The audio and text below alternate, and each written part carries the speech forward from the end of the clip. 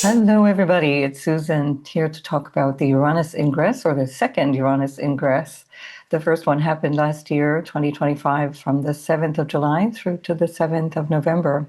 Also with Venus, moving in together with Venus into Gemini. And here, this second ingress is happening on the 26th of April, 2026. I do charts based on universal time because this is basically the center of the time zones of all of us watching here. And equally, London, being universal time central, Greenwich Mean Time, the old-fashioned way of saying it, is essentially the center of the financial syndicate that has brought us to this current world that we live in. So why not have a look at that from their perspective? What we find here in this chart is quite striking, and it really describes a lot of what we're experiencing now, obviously, because things are ongoing as Uranus is ingressing Gemini. But it's also going to give us a flavor of what's coming forward. So if we think of the ingress chart as an event chart, it tells us a little bit about the dynamics that we can expect for the next 7 years. So the transit of Uranus goes from roughly 7 to 8 years, but over a span of 8 years, there's always a little bit of an ingress and regress in the edges and the margins of the transit. So last year, it was moving between Taurus and Gemini.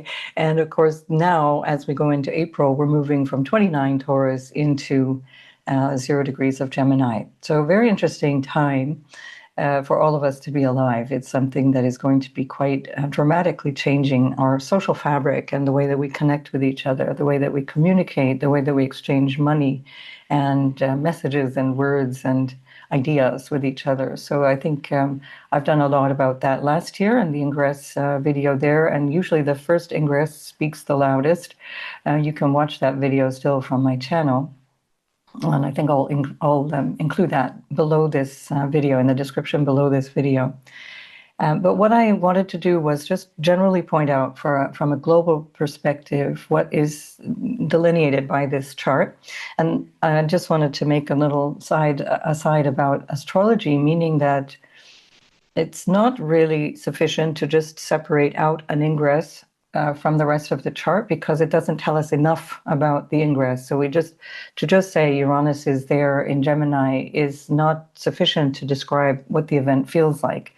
And this means that we delineate the entire ingress chart. It's just like as if you were looking at a natal chart, which an event chart is the natal chart of an event, like an ingress. And it's as if you're looking at a natal chart and just picking out one thing and saying this is going to be representative of the individual. Of course, that's just not possible. And so in the same way, we can't just say, here's Uranus going into Gemini. It's just not going to describe the quality of the ingress. It's not really going to share enough of the influence and things that we'll really be experiencing. So I always use the full chart, and we're looking at this from that lens. And it's, of course, a basis for this transit. There's going to be 7 more years to come. It goes all the way through till 2032. And so just to give you the exact dates, it's going to first leave Gemini on the 3rd of August of 2032. Then it'll just scoot into Cancer, where, by the way, Saturn will be at the same time. So that will be a conjunction with Saturn. And then it's going to scoot back into Gemini on the 12th of December, 2032. I'm going to have to get used to saying that. And then it finally leaves and goes fully into Cancer, and that will be on the 22nd of May, 2033. So for those of you who like to plan ahead, those are your dates. The next time it'll come into Gemini will be 2109. So if you're young or you're looking on behalf of someone who's very young, 2109 will be the Gemini return of this particular ingress. And then last year, of course, it was 7th of July till the 7th of November, and we have some things lined up in a similar pattern. So we had Pluto at the early degrees of Aquarius, we had Saturn and Neptune at the early degrees of Aries, and then, of course, we had Jupiter only just entering into Cancer at that stage as well. So there are some things that overlap, but it's not exactly the same story. And especially because we have a lot of energy, including the ruler of Gemini, Mercury, in Aries, in the sign of the very, very initiatory energy of the first sign of the zodiac. And it's only just following, just days after, less than a week, in fact, after these conjunctions, the triple conjunction of Mercury, Mars, and Saturn. And they are technically still conjoined. The Mercury, Mars, Saturn conjunction goes on for quite some time because it takes some time to build and then it takes some time to separate. But the fact that it is a separating conjunction softens the intensity of it a little bit. But it's important to understand that Mars is ruling the ruler of Uranus as it's ingressing. So it already gives us a flavor of this story. Another thing that's interesting about this particular chart is that the sun, which is in the fourth house, and if we look at that collectively, and by the way, if you have sun, moon, or Aquarius, if you have sun, moon, or rising in Aquarius, this will be also impacting your life. But here we're talking about mundane astrology, and I will repeat this sign by sign. So we'll see how you can work with this. But just in terms of the themes, these will be themes you're grappling with. The sun is in the fourth house, really tightly square Pluto, and that's what we call a partile square. It's in the same degree with Pluto, which is significant in and of itself, but it's also in a square to the ascendant-descendant axis of this particular chart. So as I'm doing this chart, remember I'm doing it for essentially London because it's universal time. And if you live in the UK, this will absolutely represent what's going on in your collective experience, but it also might align with places that you live, depending on the degree of latitude, longitude of the place that you live in, if you have an Aquarius ascendant for this particular event. Now, this is really, really tight, and the sun in the fourth house represents things that have to do with land and property and homeland and patriotism and so on. Leaders is what the sun represents in the mundane astrology charts, but also the fourth house is endings. And so again, we have this really, really tight square with Pluto, and the descendant is ruled by the sun here. So the descendant represents the opponent, the other, the enemy, you could say. It's the open competition, the open enemy. So there's something here that we can expect in terms of major changes around leadership. And that's like a big kind of duh moment, because that's clear to anyone. You don't need to be an astrologer to see that, but the astrology is indicating the same thing that we can see so clearly in the news. And certainly people like Macron and Starmer, Donald Trump, they are 100% in the crosshairs of these events. So this is something to notice. Equally, Sam Altman, I keep bringing him up. Somebody firebombed his house the other day. I think that was on the 9th of April. I think it was Friday the 9th that happened. And so watch this space with reference to ChatGPT, OpenAI, and Sam Altman, because things are changing a lot for that person as well. So where was I? The sun is disappearing into the fourth house. That's sort of a representation of solar midnight where the sun disappears. So it's not really a visible sun. And there we also can have this dynamic in terms of the descendant being represented by this sun. And if we come to the another factor here, we have this same sun in a trine to the south node at this moment of the ingress. And that also suggests we're letting go, something's releasing. And it's the eighth house, again, representing things like death and surrender and giving up, letting go.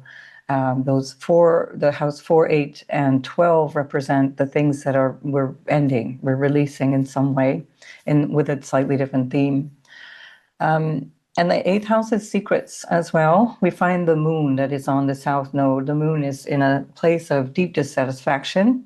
And on the south node also, moon representing public, the people. And this is a sign of deep dissatisfaction.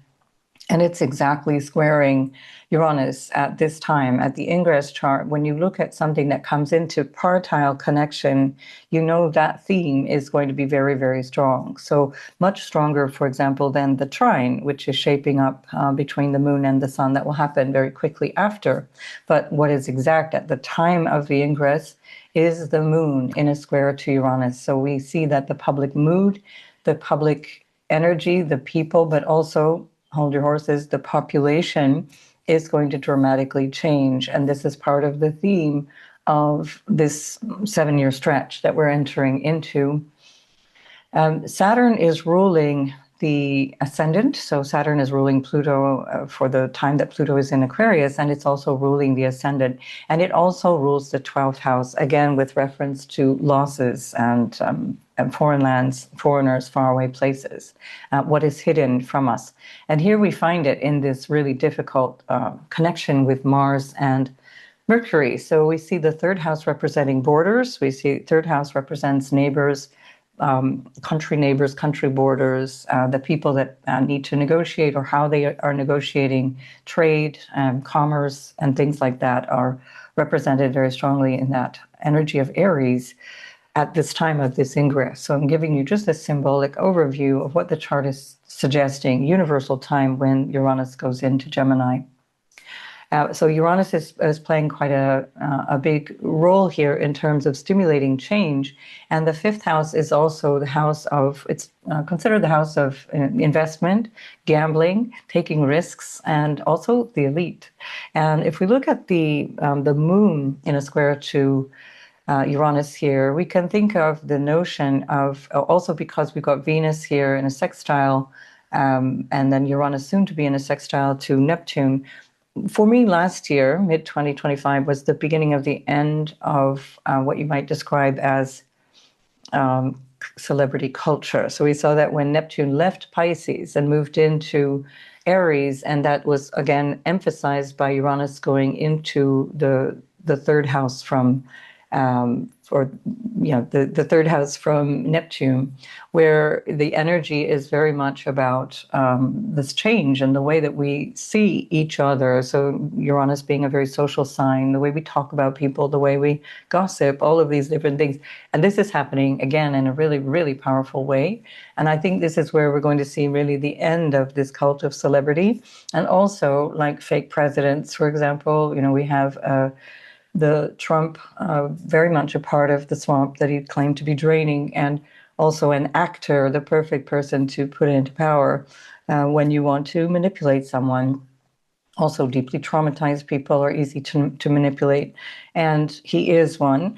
So that's one way of looking at that. Or if you look at Zelensky, another actor who was prepared and placed there by hidden powers, who also was an actor playing a role of powerful person, playing a role of president. And lo and behold, whoops, there he goes. He's going to be your president. And so here we see this dynamic, a shift that is really, really powerful in this dynamic of the moment. And I'll go over different individual charts as we go through the weeks ahead and see how their lives are changing with reference to the events of today and going forward through the years ahead. So I think we're really starting to look at where there's this big tension, also based on how we are communicated to the risks and the willingness to take risks, that people are not up for it. There's no appetite for risk taking. The level of dissatisfaction is palpable. What's interesting here is that all of this is happening universal time on the IC. So in the whole sign system, I'm using whole sign, tropical zodiac. You can always read those details up here on the upper left. And in the whole sign system, the IC moves around just like the midheaven. And so there we find that it carries a certain element of the fourth house, but it doesn't begin the fourth house in the same way the midheaven carries the elements of the 10th house meanings, but it isn't the beginning of the 10th house.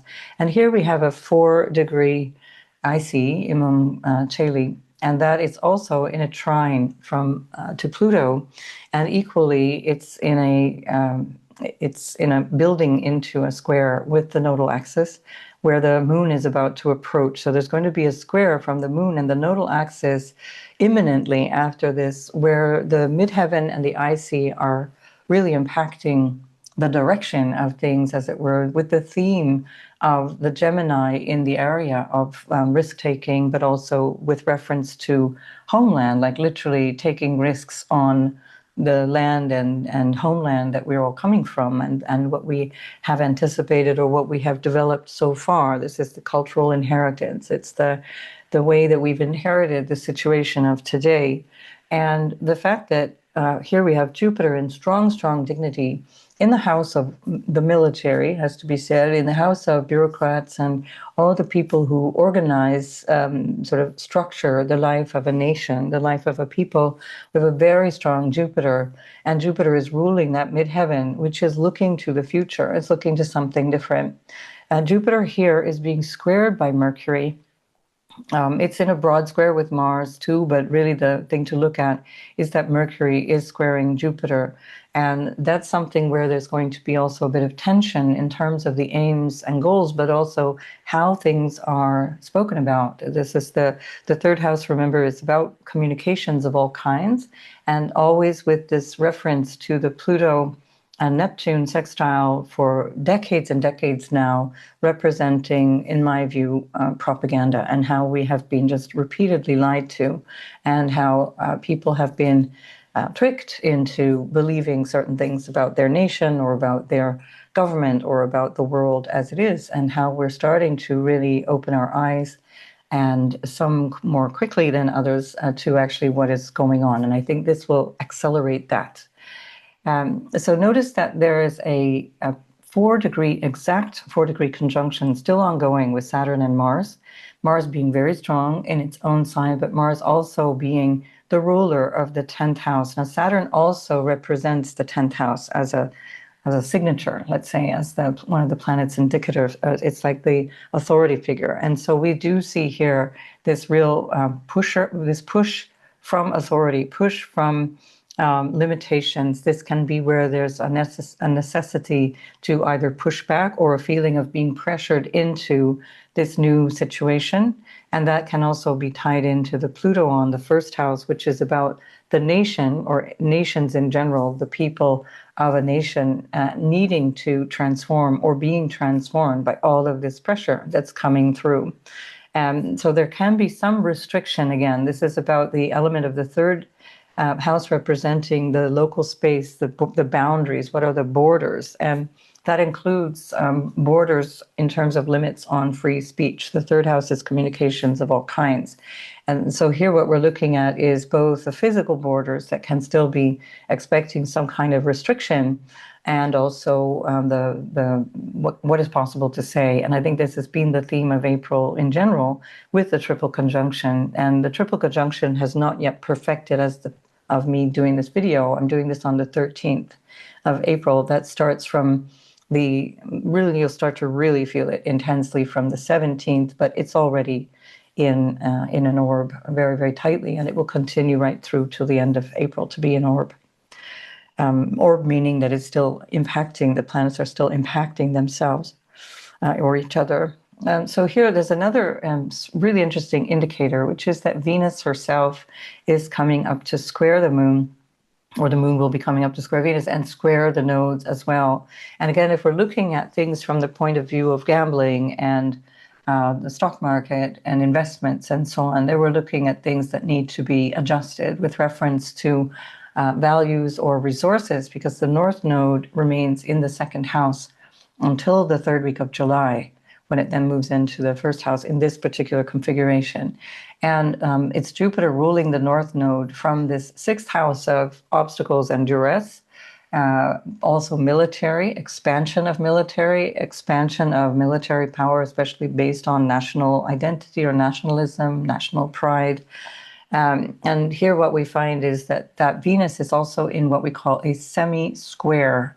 So that means that it's 15, and here it's actually 16 degrees of a semi-square to Jupiter. So that's a little uncomfortable. She's not She's not openly able to express herself. Venus in Gemini can be a bit fickle, a bit superficial. And here, when she's in square to the moon, especially, one of the ways that you can look at this is like, can we just talk about things? Can we try and find our way through here?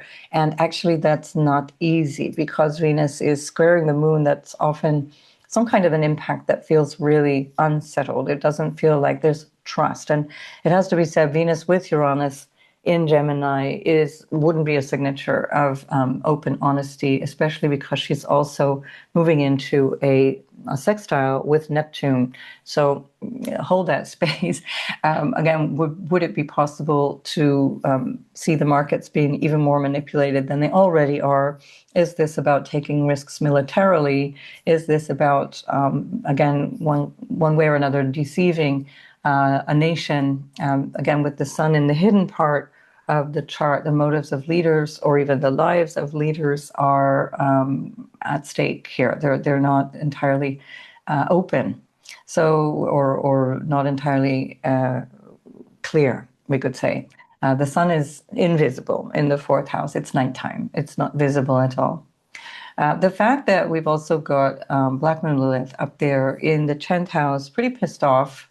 That's the leaders. Well, 10th house represents governments and leaders and so on. Here we have this real tight conjunction ruled by Mars, which is ruling the 10th house with Saturn. So there's this real pressure and a desire for things to be different. And it's about this pressure that is changing when Uranus goes into Gemini. So many different things to keep an eye out for as we go forward, because a lot of the degree points at this ingress are going to be challenged. So if you notice 3, 5, even the 0 and 2 degree elements of this particular chart are going to be challenged again and again this year as we go into the middle of the year, when all of the outer planets align at these points, and they will be confronting those degree points. So in different ways, we're going to see these things light up once again at the ingress of Leo, for example, the ingress of Jupiter into Leo, and then as the planets move into their bigger configuration around the 5 degree point of their respected signs for the outer planets. So a busy 7 years ahead, no doubt. It's going to be very much a theme that we're already seeing very, very starkly here, which has to do with challenge to free speech, challenge to boundaries, neighbors, good neighbors, good fencing, the infraction of boundaries. This is really what this is speaking about, especially with Neptune in Aries. And that was something I'd already alluded to when I did my Neptune in Aries video last year. So you can look at that, and I will speak to other global events that represent this notion of dissolving boundaries. That's also the Saturn-Neptune theme of the next 36 years, which is a change and a dissolution of boundaries, dissolution of what it means to be at war and how war is experienced. So this is also a part of that dynamic. And of course, as most people know, Gemini is moving into the house of open enemies for the United States, and it will encounter Mars there. And indeed, Mars will be there as well on the 4th of July with Uranus in a square to the node. So watch this space. I will be coming back for more. But what I'd like to do now is go sign by sign. And we will just look at that dynamic for each of the sun, moon, and ascendant signs. And you'll be noticing that it's not as grim as when we're looking at the chart from the mundane perspective. So mundane astrology is always a little heavier. I'm just going to take away some of these things in the chart, so we just clear it up a little bit for our purposes here. Mundane astrology involves so many moving parts that we have to take a slightly negative slant when we look at the chart. It's not the same for an individual's life where there's a lot more agency, and you'll find that you have a lot of things that you can work with. So don't despair, and especially if you're Aquarius rising, don't despair. There's a lot you can work with, and I'll explain that as we come to you. So here we are for Aries, as you know, a big moment in your personal history, a big moment in your life as a turning point in so many stages. And here we have Uranus moving into your third house. So when Uranus goes into the third house, it's going to be ruled by Mercury in your sign. So you're personally engaging in what's going on in the third house, which represents all the ways that you communicate with people, your way of working with siblings, or cooperating with people in your neighborhood, the way that you engage with your extended family in a general sense, the way that you learn things, the way that you communicate what you know, and maybe engage in a sharing of that, teaching, expanding knowledge, growing in a way that is practical, and practical skills. You may develop your practical skills, especially because Mars, Saturn, and Mercury are all together in your first house. And that itself represents things like engineering and real, like computer science and technical skills. Those are the dynamics of an engineer, a mathematician, for example. Mars, Saturn, Mercury is a mathematician. And there you have your ruler Mars in your sign, and kind of feeding information into Mercury, which is picking up that motivation and sending it into the third house that it rules. So this is an aspect that you can really grow into if you want to grow your commercial sense or your sense of wanting to work for yourself. For example, Saturn is ruling your 10th house of your career, how you stand up in the public, how you reach out into your social role, as it were. And it's also there in your first house. So this could be part of a bigger change where you decide now it's time to take responsibility for my finances. So the sun is in your second house. The sun rules your fifth house of entrepreneurship, and also children and projects that you undergo and things that you do on a creative level, how you use your creativity. And the third house is the skills and the talents that you bring forward. So you might surprise yourself in terms of what you bring forward in this moment in time, how you show up for yourself as you do what you do. And then the South Node and the Moon are both in your sixth house at the time of this ingress. And that's in a square to this Uranus and Venus conjunction in your third house. Venus ruling your second house of money. And she's also the ruler of your house of relationship, which can be life partners, but also business partners and partnerships and relationship dynamics in a general sense. So with the moon in the sixth house, South Node in the sixth house, it looks like whatever is going on, it's changing your everyday life. It's going to be something quite different compared to before. And that really jives with Uranus going into the third, because Uranus in the third really talks about your way of engaging in your everyday busyness and your everyday exchanges with individuals in your local space, your community, your neighborhood. Again, it can reference your mind as well, and the moon references the mind too. So that can be where you have a change of attitude towards things. You think about things differently, you see things differently, you understand them differently, and then it gives you a different perspective, and that gives you a new way of seeing yourself going forward, which is going to feed into all of this dynamism that's in your first house of self, that's asking you to pick something up and run with it and really start to change as you go forward. As we get into the middle of the year, I'm going to come back and talk about this famous aspect of what is known as Barbeau's basket, or the cradle aspect, that is really going to influence so much of your life. So I won't go too deeply into that, but just keeping in mind that now Uranus is in a sign-based trine to Pluto. Soon it will be exact in a trine to Pluto as we go into the middle of the year. And that holds for the next few years. So we've got that this trinal aspect from your third house to your 11th house. And this has a lot to do with socializing, all the different aspects of socializing. It's the people you socialize with, it's the way you do it. This is very specific, especially to this moment, because Venus ruling your seventh is for the second time in a year ingressing your third house with Uranus. So changing the friends that you have, changing the dynamic of how you relate to people, changing the people that you want to connect with.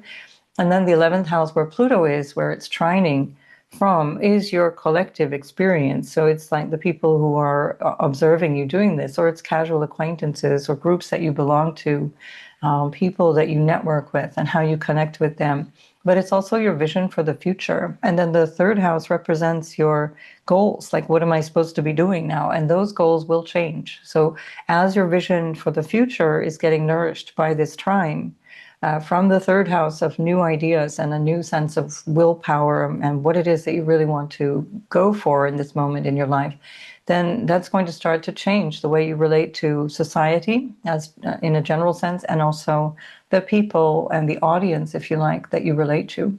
Third house represents communication of all kinds. And so obviously in our era, it's about computer technology, about the internet, about all different aspects of social media, and both the third and the 11th house tie in this way. And there will no doubt be many innovations around that. I think we're going to see a dying off of the recent social media platforms that were that came about in the Pluto and Capricorn era. I think we're seeing how they are changing quite dramatically, and for reasons also connected to free speech. And I think you'll be part of this movement of finding ways of speaking freely and openly. You've got Uranus there in your third, trining that Pluto in the 11th, saying, you know, enough of Facebook, enough of Meta, enough of the restrictions that are put on the way that we connect with each other. We have to find a different vision of how we connect. And you will be a part of that. I think that Aries energy is extremely strong, and that can apply to other aspects of Aries. If you have your ascendant sun and moon there, it will also be strong. But I think if you have an Aries midheaven, that will also be strong. So you can refer to that in your natal chart. And that is also something that you're participating fully in. You're changing something about the connections that you're bringing to how to speak, how to discuss things, how to teach things, how to share information, how to share practical ideas as well. And this will come through something that you're realizing. So what happens with Uranus is there's a sudden awareness, a sudden realization of things. And this is supported by the Mercury in a square to Jupiter. This can be sudden insight, sudden awareness of things that brings real understanding. And here for you, Jupiter is the ruler of your 12th house. So it can be deep, impactful awareness of things that are unconscious, that's coming to the surface, that helps you take yourself forward. Jupiter also rules your 9th house of your higher purpose. What am I here for? And this will be a significant energy as well that you're going to be growing into and developing as you go forward in these 7 years. But don't worry if it's not already happening here in April. It will more likely be an inkling of something, and that inkling already started in the middle of 2025. But just think of this as the new you. It's the new way of showing up, and you're going to draw on all of that Aries courage and the Aries sense of individuality and individuation, which is part of the evolutionary lesson of Aries. And the way to go forward with that. And so you might find yourself teaming up with people that are in your sort of what you could describe as tribe, or finding new people to connect with in your tribe to get this job done. So it's not that you have to do this on your own. On the contrary, what is suggested here is that you're changing your relationship to the people around you, and especially with Pluto in your 11th, it's changing who you are spending time with and how you reflect on those bigger ambitions out in the world. So definitely a time for you to be looking to team up with people. You might be the leader of whatever is going on, and that would certainly suit you. It would suit your character. And especially, Saturn is ruling your 10th house. That's one of the reasons that the rulership of Saturn with Capricorn on the 10th, that's one of the reasons Aries is a leader. It's not because there's some random thing called Aries, but Capricorn on your 10th house says this person is qualified. They are serious. They have a vision and a plan. They have ambition. And that's because of that Capricorn on your 10th house. So here you're really on the edge of something very different, very big. It doesn't have to be about fame. You don't think of this as you need to be popular to accomplish something. You just need to show up. This is where you need to really show up. You need to speak your mind. You need to speak what is true. You need to speak from this place of courage. Mercury is in your first house, ruled by that Mars. It's about speaking up in a way that feels bold and courageous. And you're standing up not only for yourself, but also for others. Now, the sun in your second house, the sun is your exaltation ruler. Sun in your second house puts a lot of emphasis on your values and what you value, and that's in a square to Pluto. So you might find that you're not connecting directly with the values of society, and this is part of the motivation of this time. It's ruled by the sun in Taurus in your second house is ruled by Venus in your third house, which is of course with Uranus at this time. And then, of course, Venus rules also your seventh house of partnerships and relationships of all kinds and the way that you relate. And so something here, again, emphasizes this notion of values, but here it's about like communicating them, sharing those values, connecting with people based on values. There can be something really powerful here about understanding what you stand for. It's determined. You know, there's something that is in that Taurian energy, that's a fixed energy. That's also why you're known for standing for your values. In the archetype of Aries, it's like, I have these principles, I base my values on these things I rely on. And that's because, again, Taurus is your the sign on your second. And again, that will change from one birth chart to another because it depends on the quality of the rulers. But as a principle, as an archetype, that's what you're here for. And this is your moment. So really, really dig into that. Where you're pissed off, Aries, is also ruled by Mars in the 8th house. We've got Black Moon Lilith, and that's in this place of secrets. Now, if you're looking at this from your role out in the world or from your role as an individual in relationship, there's something about what is coming through, either what is secretive or hidden or has been hidden that is now slowly being revealed, or that you're understanding better, or from some sense of potential betrayal. I feel betrayed by my government. I feel betrayed by the things that I used to have faith in or that I used to believe in, for example.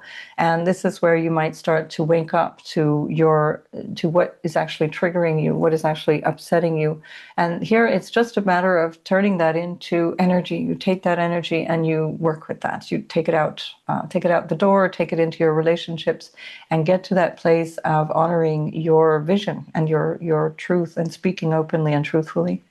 Uranus in the 3rd house will make you quite mentally sharp and focused, and you're going to, so the difficulty here is it can be if you're not focused. Now, you've got a Mercury in Aries, which is laser focus. So I'm saying this in terms of the focus that's potential here, but the focus, the intellect, the sharpness of mind that is potential here can also dissipate. So you need to keep yourself, like, remind yourself why you're doing what you're doing. Remind yourself what your goal is. 3rd house is goals. Your goals may change over the years, but don't let yourself disperse around these things, because that will make you feel like you're aimless. And for an Aries, that just makes you angry. So you have to have a goal. You need to be clear what that goal is. And so whenever you're finding yourself wandering or misguided in some way, then notice that it's time to reshape the goal. It's time to sit down and really contemplate, why do I do what I do? Why do I say what I say? And do I need to upgrade my skills? Do I need to upgrade my attitude or my way of communicating, or all of the above, perhaps? And then finally, Jupiter is in your 4th house. It's in a sign-based square to all of the planets in your 1st house. Whether you're sun, moon, or rising in Aries, there's still this pressure from Jupiter to expand and grow. A Jupiter square is saying do things differently and bigger, and do expand in some way. But here there can be some real awareness of what grounds you, what you establish yourself in, and it can feel like you're really connecting to something that is coming through your legacy, your lineage, not your personal legacy, that's your 10th house, but the legacy that you've inherited.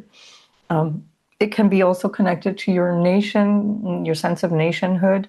And I would say, again, there, listen to the introduction. This is an opportunity for you to really question, like, what am I fighting for? Am I clear? Am I fighting for some Hollywood dream that told me, how to think, but I realize now has been a dream, and I'm waking up for that? Or am I fighting for something that is based on a deeper principle? So Jupiter is exalted in Cancer, and it's stabilizing in the 4th house of what are your foundations in life, what makes you feel secure, what makes you feel settled. Jupiter is your 9th house ruler, and that rules the ideology that you live by, or your sense of faith and your belief system that you live by. So this would be a really good time to separate the influence of propaganda and your early childhood education and what you've been told to believe or what you've been led to believe by watching too many movies, watching too much mainstream media, and really recognize where am I operating or not from my own deeper principles or the true principles of what I hold dear.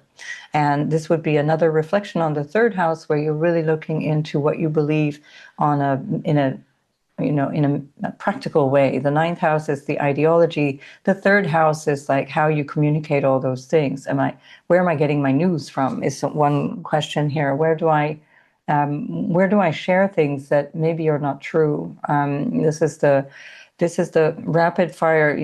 Aries has a reputation of being quick spoken and speaking abruptly. And again, it's not just because there's this random thing called Aries, but it's because Gemini is on the third house. And with Gemini on the third, you kind of speak and then think afterwards. And so this would be an opportunity for you to really slow it down. And especially right now, really be cautious what information you're sharing. What is the truthfulness around this, especially because Neptune is here in this sextile to Uranus, and that can be something that's confusing and may, of course, not be deliberate. It's just where you're running ahead of yourself. So just notice that. And I think I will come back again and again and talk more about these things. So you will definitely keep getting updated in terms of how things are evolving. But think of these bigger themes in your life as a new way of being in your life, a new way of relating to people, a new way of thinking and communicating and connecting with the world around you. All right, Aries, I'll see you in the next video. For Taurus, Sun, Moon, and Ascendant, Uranus has moved into your second house, and you'll be so relieved to know that you are no longer the one who is subject to so much rattling and shaking and change and insecurity or dynamism around how you show up and who you are and what your career entails or what your social role entails. So here for you, it's moving into the second house of family and what supports you and the values that you hold. And a lot of that is changing. So you're engaging in life in a new way from this point on. And you go back to the middle of 2025 and you already started that. You already reconnected with family in a new way. It was changing how you saw your role in the family and how you saw the way that the family can come to you and help you and be with you. And this is something that will continue for the next 7 years, so till 2032. So you really do have something that you can work with here in terms of the way you bond and commit with people. So this is Taurus season as Uranus goes into the second house for you. So this will be very, very strong if you're a Taurus Sun, but it will absolutely apply to Taurus Ascendant and Moon. And especially if this is your birthday, happy birthday. This is quite the year to remember. So big changes on the horizon, also with reference to your sense of value and the fact that you might be relating to those around you who support you or to your finances and seeing that differently, or your values and seeing that differently. It gives you a different sense of value and self-worth. So definitely a lot that you are going to be able to work with here. Your ruler is involved in this ingress for the second year running. So the last time Uranus moved into your second house was the 7th of July. And Venus also moved in with Uranus at that time. And so here we have an even tighter conjunction than we did in 2025. And Venus is hand in hand with Uranus, so escorting Uranus out of your first house and saying, thank you so much for being here. And would you please leave now? And so here we have your reset in the second house with your ruler saying, okay, this is the way it's going to be from now on. These are the values that I personally ascribe to.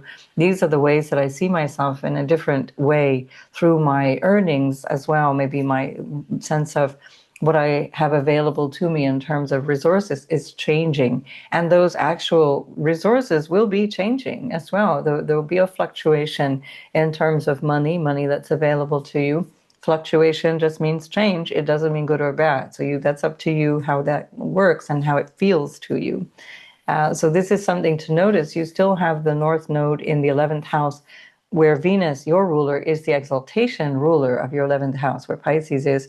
And of course, where the North Node is where your focus is. It's the vision of the future. What's going forward? How am I reaching out into the social circles that I belong to? Or where am I getting some kind of a sense of great gain in my life that might be based on what I do in my world, in life in general? So all of this is a dynamic of change that's going to be the theme of these next 7 years. But you're going to, of course, find a lot of shape-shifting around this time because, of course, we have to go through all the different transits that are to come as we go forward. But let's say essentially from 2025 all the way through 2032, I have to get used to saying that, we have this trine that is really strong between Uranus and Pluto. So even if the other planets are slowly moving out of that trine, Neptune will more or less hold it, but it's especially Uranus and Pluto that will stay in this trine for quite some time. There's going to be a lot of fluctuation around your sense of your social role, how people see you, the changing dynamic with reference to your priorities or your personal ambitions. This is also part of this. So as your personal goals and ambitions are changing in that social sort of recognition place, the 10th house is what you're recognized for, how people acknowledge you, what your status is, a changing status. It's based on a change in values and also that connection to the home and family. It's based on a change to how you're relating to your family. Venus also rules your 6th house of your everyday work. And so again, that we're looking at money and what's available to you, your resources of all kinds. Think of yourself as a resource as well. What do I bring to the table? The skills that I bring to the table. And because she's the ruler of your 6th house of everyday work, we're looking at the 3 traditionally earth signs, or the Artha houses, which are the houses of the worldly life, the way that you operate in the world, in the material world.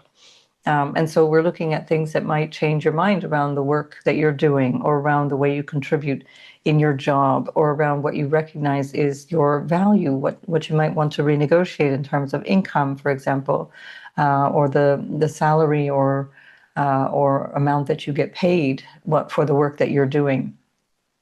If you're not actively working, it will be around how you manage your well-being every day. So Venus in the 2nd is also feeding into the 6th from the place of changing one's diet. So the 2nd house is the intake of food or anything that you consume, whether it's supplements or wine or drugs or whatever you consume. That's the 2nd house.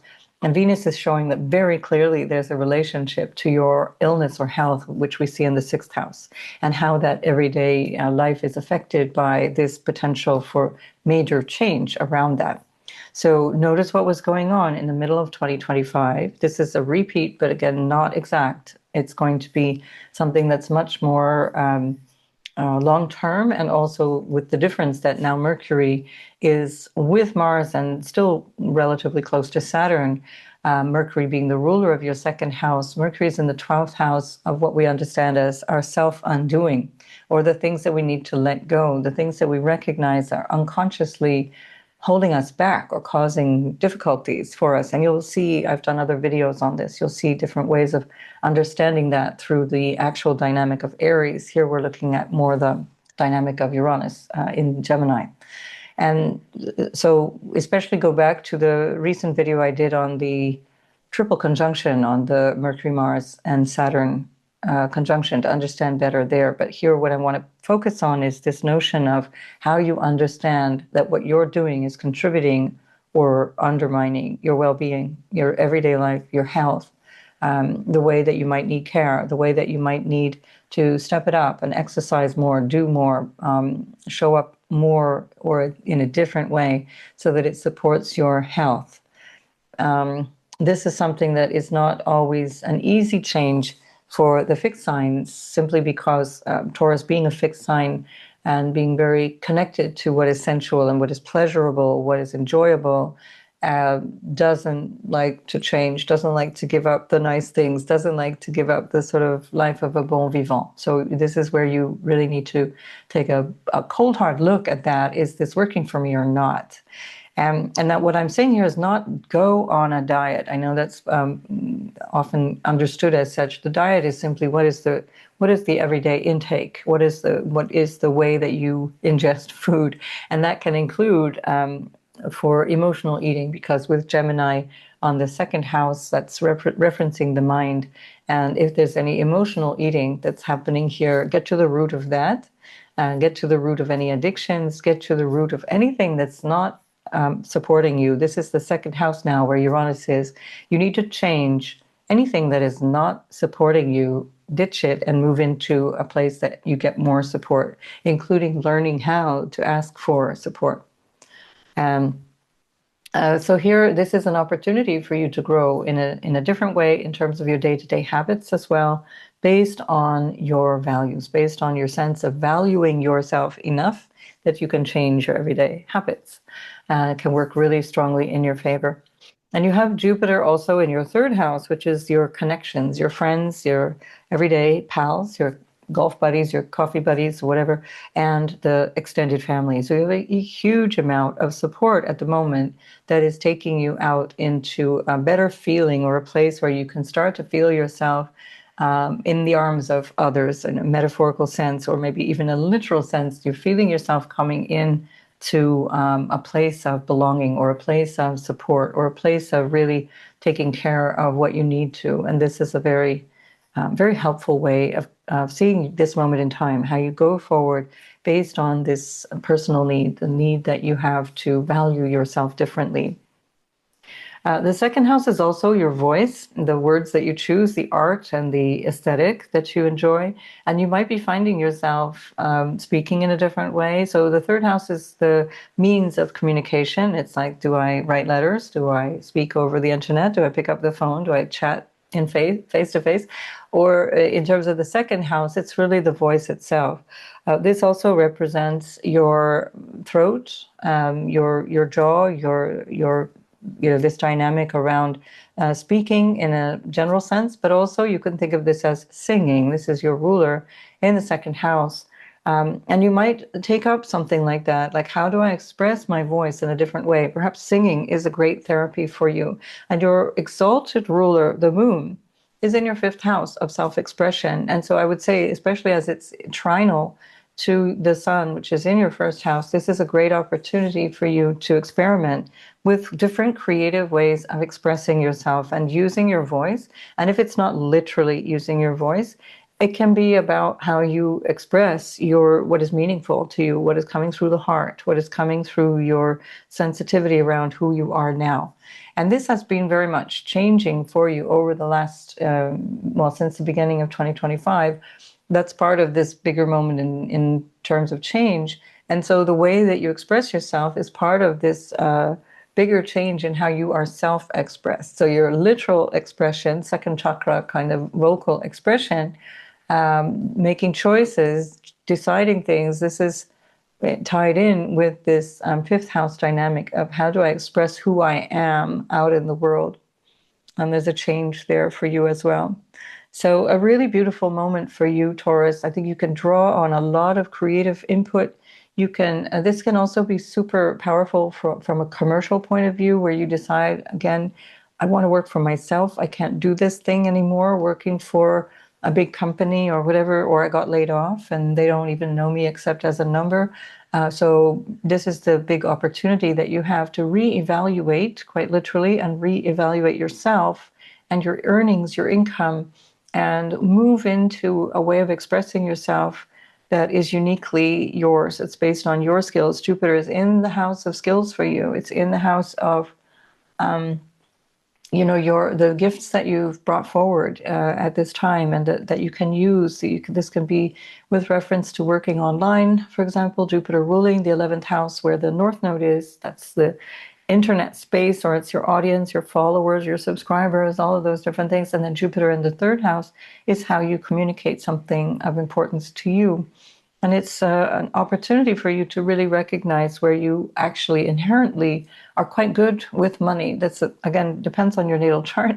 But especially as you have your ruler in the second house and it's your birthday season at the time that Uranus is moving there, you might find yourself really drawn to becoming an entrepreneur or working in a way that is actually, much more self-directed as opposed to previously, and working from home would also be a part of that dynamic. Remember, Jupiter will go into your house of home and your roots, and that can include, the home office, as it were, and that's as of the 30th of June.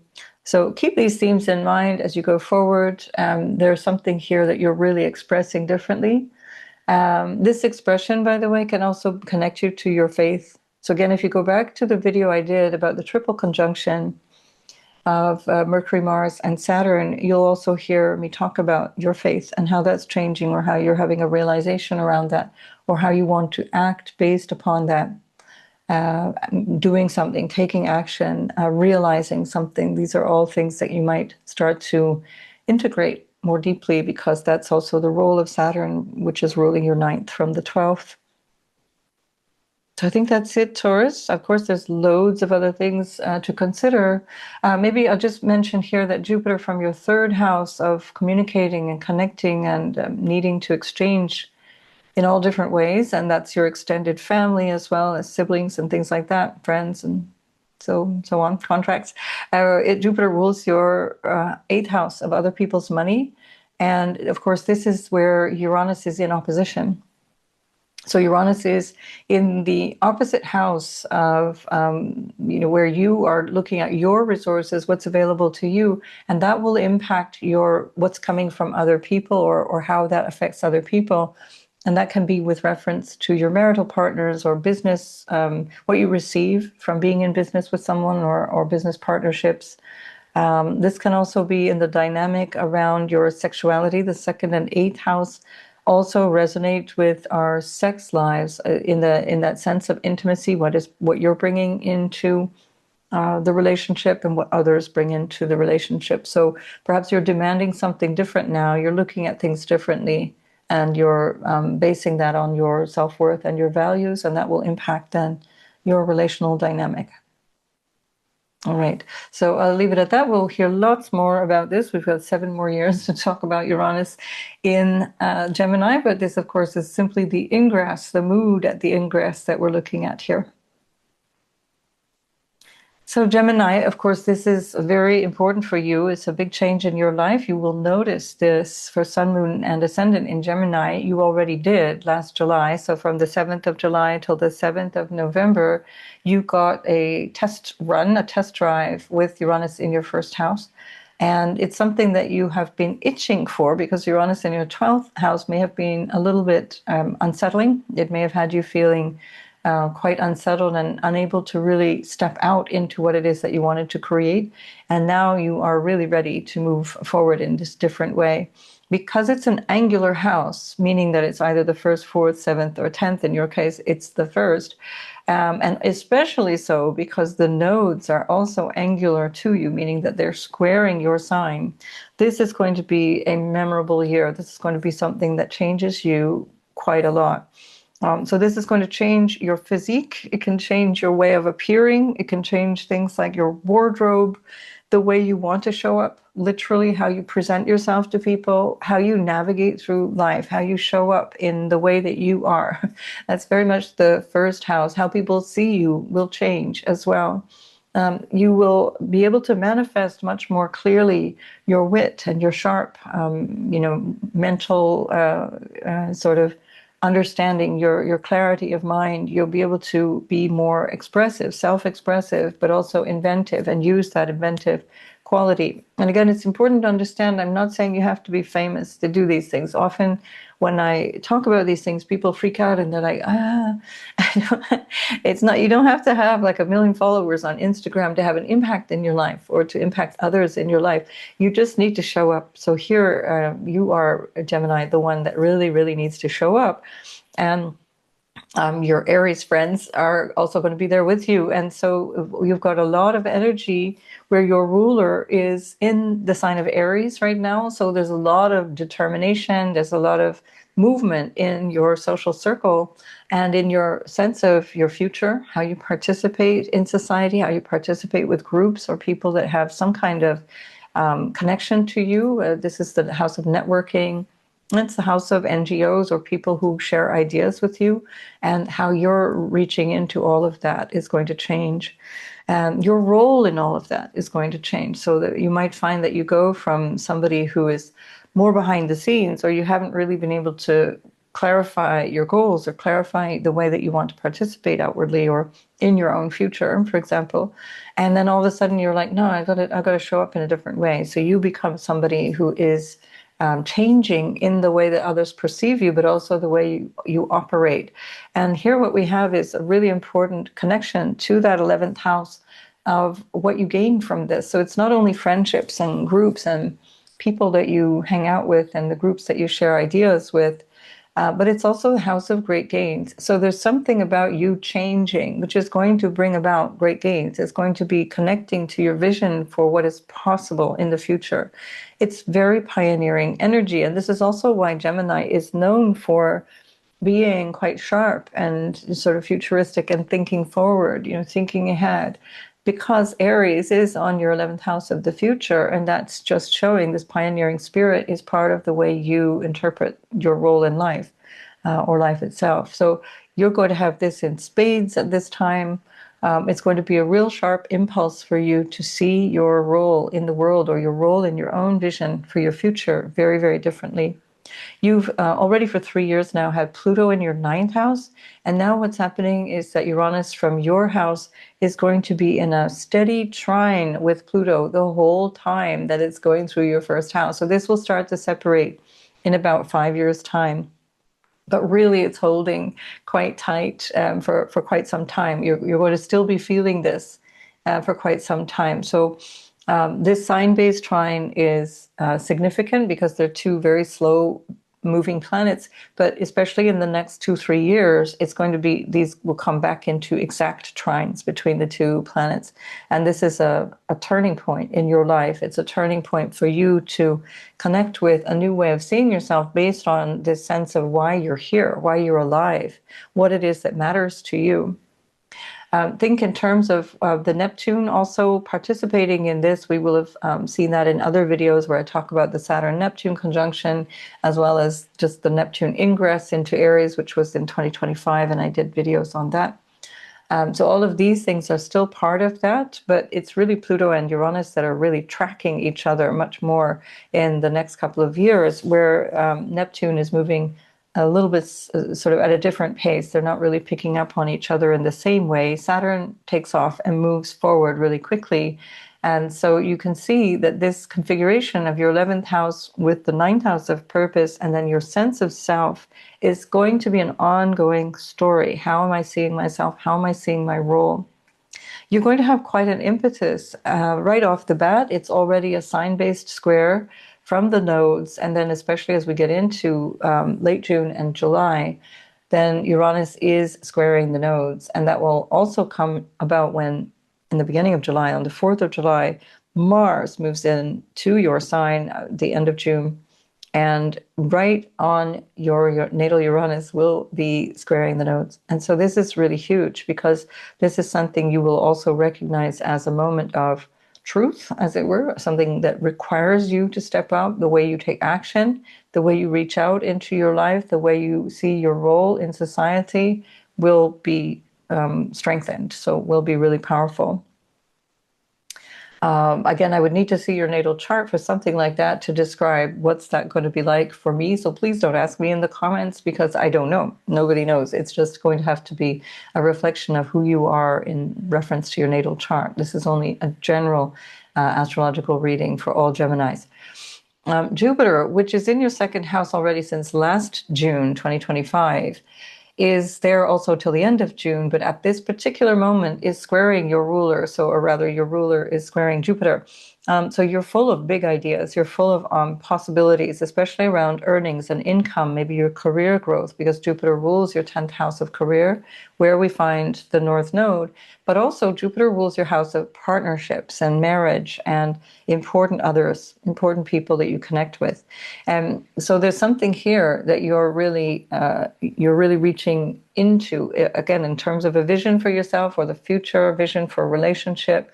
Jupiter is in the second house of family, in the sign of mother, in the sign of bonding and nurturing. So you can get in a huge amount of support from family at this time. And in some cases, again, depending on your natal chart, you will be the source of support. But I think it's more that you're getting a lot of support, and that can come through all kinds of different channels. But think of it at the very least as a sense of understanding your basis for your values and your self-worth, understanding yourself from a better place. Your desire for growth in your career is evident. Your desire for expanding your social circle or your social life or your social status through marriage or through a business partner is evident. And that is something that you can really work with. Mercury also rules your 4th house of lineage, home, your emotional security, and so on. And we have the South Node there, so that's been quite a while now, since the beginning of 2025. But this is part of where the square is coming to the Uranus now in your house of self. The moon is also there. So for some of you, this will be about moving. It will be about moving because of a future vision, or moving because of social conditions, or moving because of an income opportunity. Something allows you a new way of earning income, therefore you move. It can also be potentially that you're moving because of love. Venus is with Uranus. She rules your 12th house of faraway lands, faraway places, or things that are hidden. Hidden opportunities, hidden relationships, hidden things that are far away, at a distance, foreign, or even working online, income that you get online. And she also rules your 5th house of love and romance and children. And maybe that's also part of this bigger story. I'm moving because I'm in love, or I'm moving for my partner, or I'm moving because of this job, or I'm moving because I need to make money in a different way. And again, I would have to see your natal chart to understand that better. So really, really big times for you. You're definitely in for a period, a long period of 7 years here, where you are gradually going to be changing your identity in the world. And the changes will be even surprising to you, where you start to realize, oh, wow, I never thought I would do this. Or, oh, wow, I never thought I'd feel that way. Or I never thought I would think this. And you will see that indeed you are evolving and changing, and perhaps in that cutting edge way that it's also showing other people how to show up. So think of yourself as one of the beacons of this moment in time, where you're looking at things from this very novel, very unusual, very pioneering energy, and you're embodying that as a Gemini. If you don't already, I would suggest that you get some kind of way of communicating what's going on with you. If that speaks to you, that you write, that you set up a podcast, that you do something that is going to share ideas, share inspiration, share your humor. You have a lot of humor. So share those things as a way of connecting in a new way with people. This seems to be where you're really reaching out into, just being different and showing up differently in your entire life in all aspects. All right, Gemini, Sun, Moon, and Rising. I look forward to seeing you in the next video. Cancer, Sun, Moon, and Ascendant. This is all happening in your 12th house. So now, just like last year, July through beginning of November, Neptune has moved into your 12th house once again. This time it's going to stay there for 7 years, and it's come in with Venus. So Venus being the ruler of your house of either an elder sibling or your friends, your acquaintances, your people, the people that are your audience or whoever is looking at you, and it all goes into the 12th house. And this can mean that your audience or your experience of people or your income from doing that is going more international, that you become much more connected to people from faraway lands or faraway places. if that's not part of your story, then this can also be where you start to realize that you're looking much more deeply inward and that your inner experience of life becomes extremely powerful. The 12th house is everything behind the eyes. When you close your eyes, you can see what's in the 12th house. So it's a house of dreams, but it's also a house of secrets, what is not evident to the conscious mind. Or what is not evident in a general sense. And you've also got Pluto in the 8th house, which is also one of those houses of the mind and the unconscious, or the awareness of things that are not necessarily open or understood widely. And this can be an incredible impulse for expanding your spiritual connection to life, your intuitive connection, which is already very strong for Cancer anyway, as a water sign, but also because Gemini is the 12th house for Cancer, your radar is always on. The unconscious radar is always switched on. You're keenly able to understand things in a way that is not necessarily direct. So for Cancer with Gemini on the 12th, you pick things up. It's kind of unconscious. I don't know how I know that. I just know it. This is part of the dynamic that you're going to be expanding here with Uranus. There'll be a change in the way that you connect spiritually, maybe even in the way that you are tapping into your spiritual life. And anyway, that's certainly what is announced by the North Node since the beginning of 2025 in your 9th house. That continues until the 3rd week of July. But this is the theme of this moment really, really strongly, that there's something here that you're tapping into that is different. It's showing up in a different way with reference to foreign lands, foreigners. This can be foreign ideas as well, in that 9th house way and in the square that Uranus is bringing to the 12th. And then, of course, we've got the ruler of your 12th house, Mercury, up in your 10th house. So whatever's going on here is directly impacting the way that you show up outwardly, the way that you participate in the world, the way that you connect with the people that you're helping or working with, or organizing, because that can also make you the boss, for example, in this dynamic. And because Mercury, which is ruling your 12th and ruling this Uranus transit through your 12th, is also in a square to Jupiter in your 1st house, there's something here that's about you seeing yourself in a more expansive way and then sharing that out and being part of the conversation, let's say, showing up in a way that is guiding part of the conversation. But it's a new conversation. This is a totally different way of looking either at yourself or the way that you talk about things as you go forward. Mercury also rules your 3rd house of communication, and that's where the South Node is, and it has been since the beginning of 2025. And the moon, your ruler, is with that. So that's also in a square to Venus and Uranus. Really interesting dynamic that's pulling the need to communicate differently, or a need to connect and share ideas and share information or share practical skills. This is what makes Cancer so practical. Cancers are very practical people.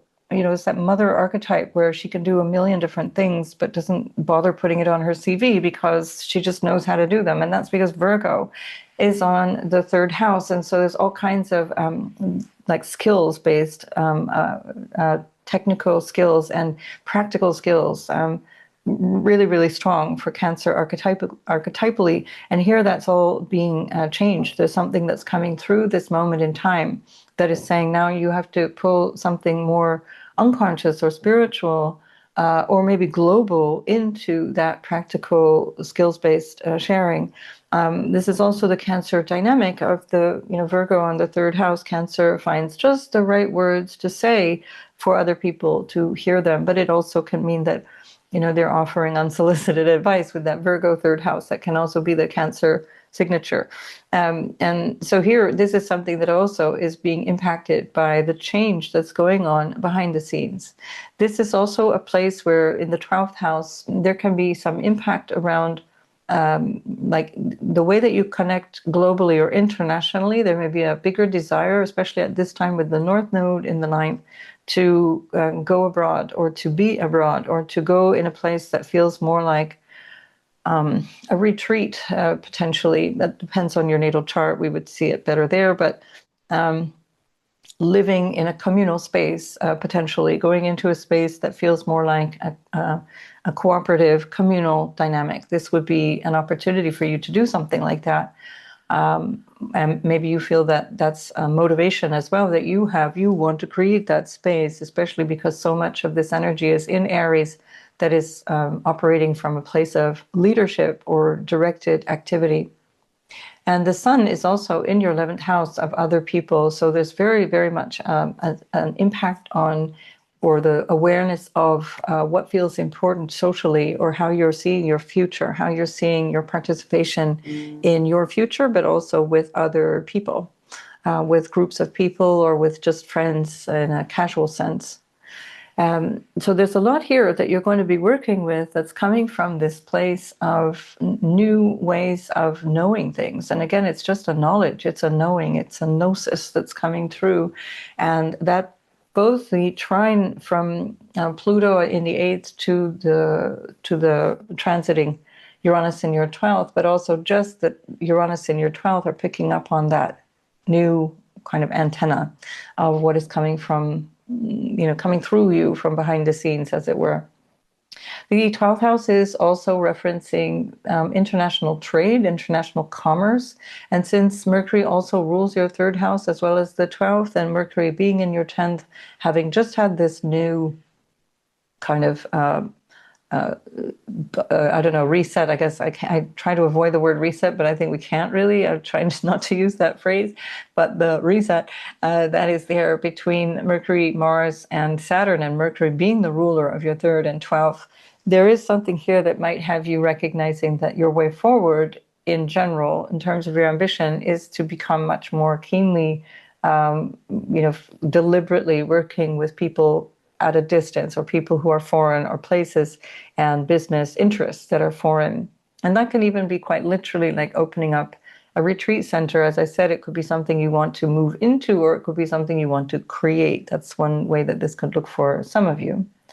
And if there are relatives abroad, if there's something going on with siblings or extended family who are abroad as well, this will change your relationship dynamic to them. Maybe people are moving out of your space, and that can also be not just in a casual, friendly way, or in terms of a temporary way, but actually people leaving your family, your loved ones. This is the 12th house of spirit. It's the 12th house of connecting with ancestors, of connecting to those who've passed. And with Pluto in the 8th trinal to this as well, there may be some element of loss that's quite literal. It's like, I've lost my parents, I've lost my family, especially because Pluto is ruled by Saturn, which is in the 10th. And that is part of a dynamic that can be there. Now, again, it's not that somebody will die, but the potential is very strong given the way that this is working. So you then start literally communicating and connecting with those individuals in a way that's different. You're no longer face to face, you're connecting spiritually, you're connecting through the mind, through the heart, through dreams. And this kind of thing is possible. And that is part of life. Yes, people die. So this is one possibility. I would need to see your natal chart to know if that's something that even is a theme at all at this time. I don't predict death. I'm just suggesting these are possibilities. So with Black Moon Lilith in your 5th house, there's something about your self-expression, the way that you're showing up, or the way that you feel you want to show up, that is frustrated, or that is driving perhaps your way of showing up in your house of career. And that is going to bring more of the energy of you and how you want to show up out into the 10th house. If this is about children, if there's anything here around your children, it can be that you're having some kind of parenting dynamic, either as you with reference to your own parents, where you're having to put in more time, more effort, or you becoming a parent, and therefore there's something going on with reference to children, babies, pregnancy, and so on.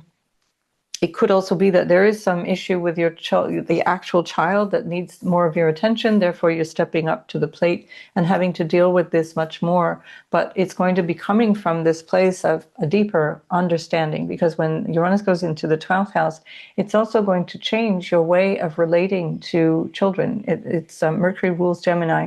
your way of relating to siblings, your way of relating to people in general. And that will be a different energy of connection with people along those lines.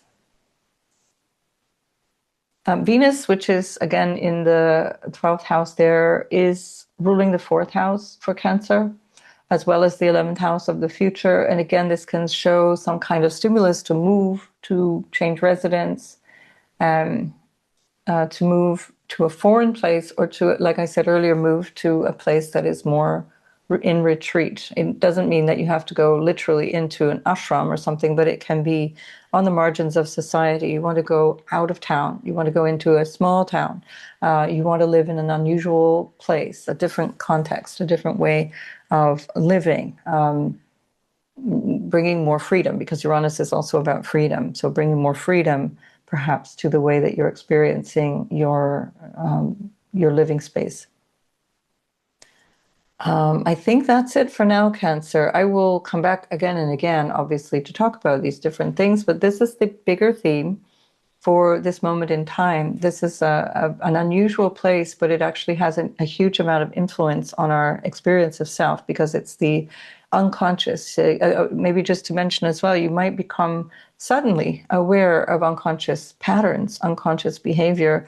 Jupiter rules your 6th house of every day, and how you operate every day, how you organize your life, which supports you in so many ways. And then Uranus is in the 12th house of the self-undoing, or what is unconscious. And you can become highly aware of patterns of behavior. Why do I do what I do? Why do I feel this way? How did this happen? Why is this going on? Especially with the trine to Pluto in your 8th, it can really wake you up to who you are. And this is a beautiful part of this 12th house transit. And as you wake up to who you are, you become more and more yourself, because that's also the role of Uranus, becoming more and more yourself by clearing out the unconscious potential blocks and things that might be happening there through the 12th house transit. All right, so I see you in the next video, Cancer, and make the most of this. For Leo, Sun, Moon, and Ascendant, this is happening in your 11th house. So Uranus has just moved into your 11th house for the first time since last year. So if you go back to July 7th to November 7th of 2025, you already experienced a dose of this. And the difference is that now your ruler, the Sun, is in your 10th house of career. So this suggests that there's a strong focus on your career. As the last time, the last ingress was when the Sun was in your 12th house. The Sun was not really seen by you. Now the Sun is very visible. So we see that there's a big shift now in terms of how you want to show up. The Sun is also in a square to Pluto, which sits across from you. So this is going to involve some kind of a shape change, a relational shape change to get where you want to go. And Uranus is showing you this new vision for the future. How you want to go is going to be different based on how you've been going up until this point. Venus is with Uranus, and so that suggests that, again, there's part of your career or the career earnings that are changing here. So there's something here that you're learning about. Perhaps go back to last summer and recognize where you weren't ready to step out, or you weren't really ready to understand what this new thing was about for you. And now you see it more clearly. You have a better sense of what that's all about for you. With Venus in the 11th house, this can be deep social connections as well. And that might be based on networks or groups that you work with, people that you work with, or it can be a better connection to your siblings, because Venus rules your house of siblings, benefiting from sibling connections, benefiting from friends of friends. That's also Venus in the 11th. And just having a much more positive, upbeat, novel way of seeing yourself going into the future. This is also about communication. So the 3rd, 7th, and 11th houses are very social houses. So Venus ruling the 3rd, and then Pluto in your 7th, and then having Uranus with Venus in your 11th. You're changing the way that you're connecting with people socially. You're changing the dynamic of friendship. You're changing the dynamic of groups and how you participate in those groups. Maybe feeling like now you're ready to really take on a role as a leader, especially as that Sun is up in your 10th house. You recognize yourself in a capacity of leadership that you weren't able to grasp before.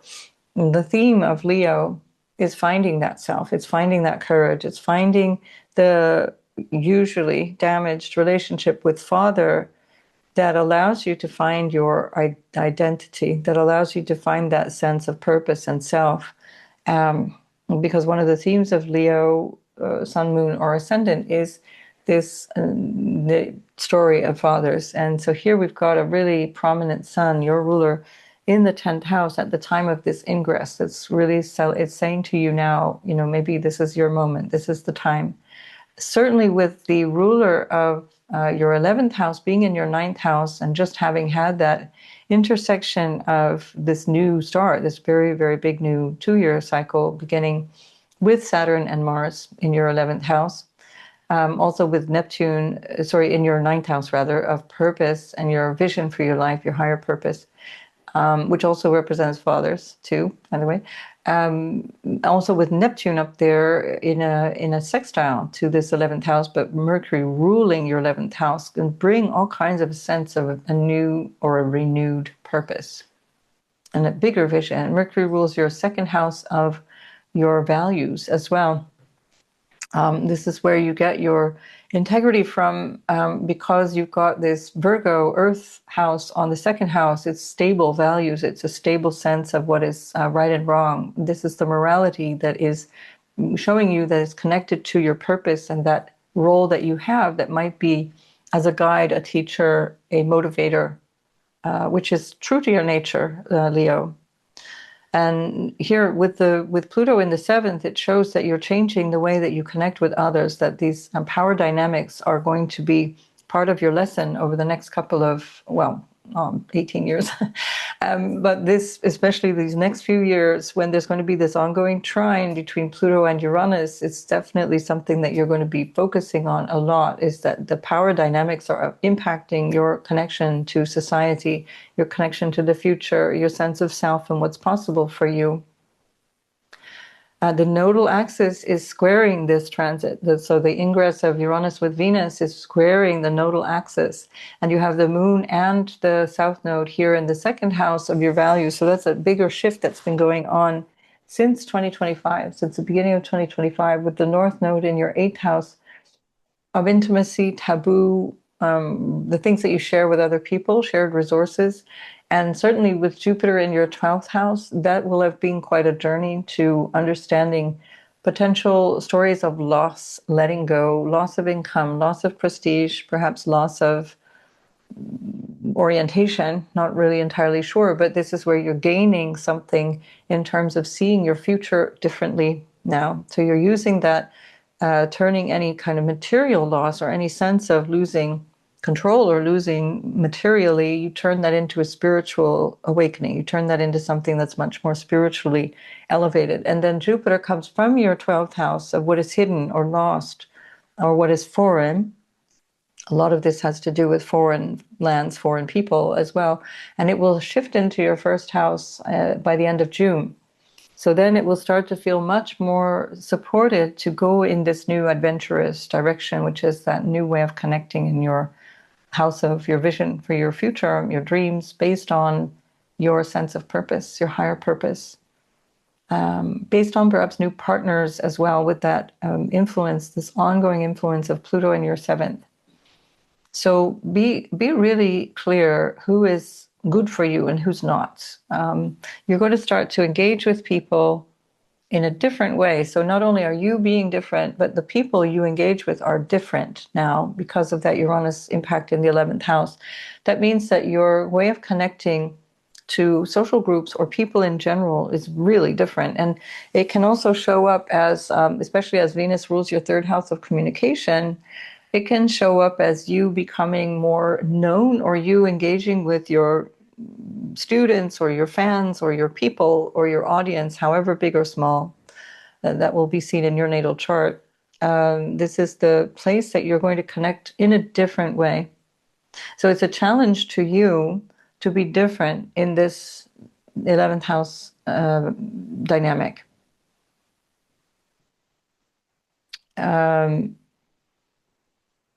So this can also change your future goals. Like you thought you were going to do this thing, and then you end up doing something very, very different with Uranus going through your 11th house.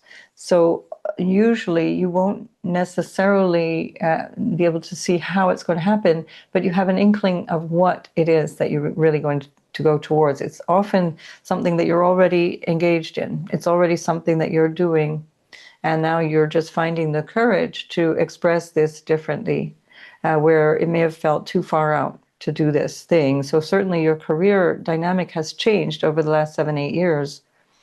And the way that you feel your personal ambition has changed is going to impact this transit, as you're taking what you've understood about your personal ambition and your purpose in career, your role maybe in career, and you're taking it out into the public, into a more public domain.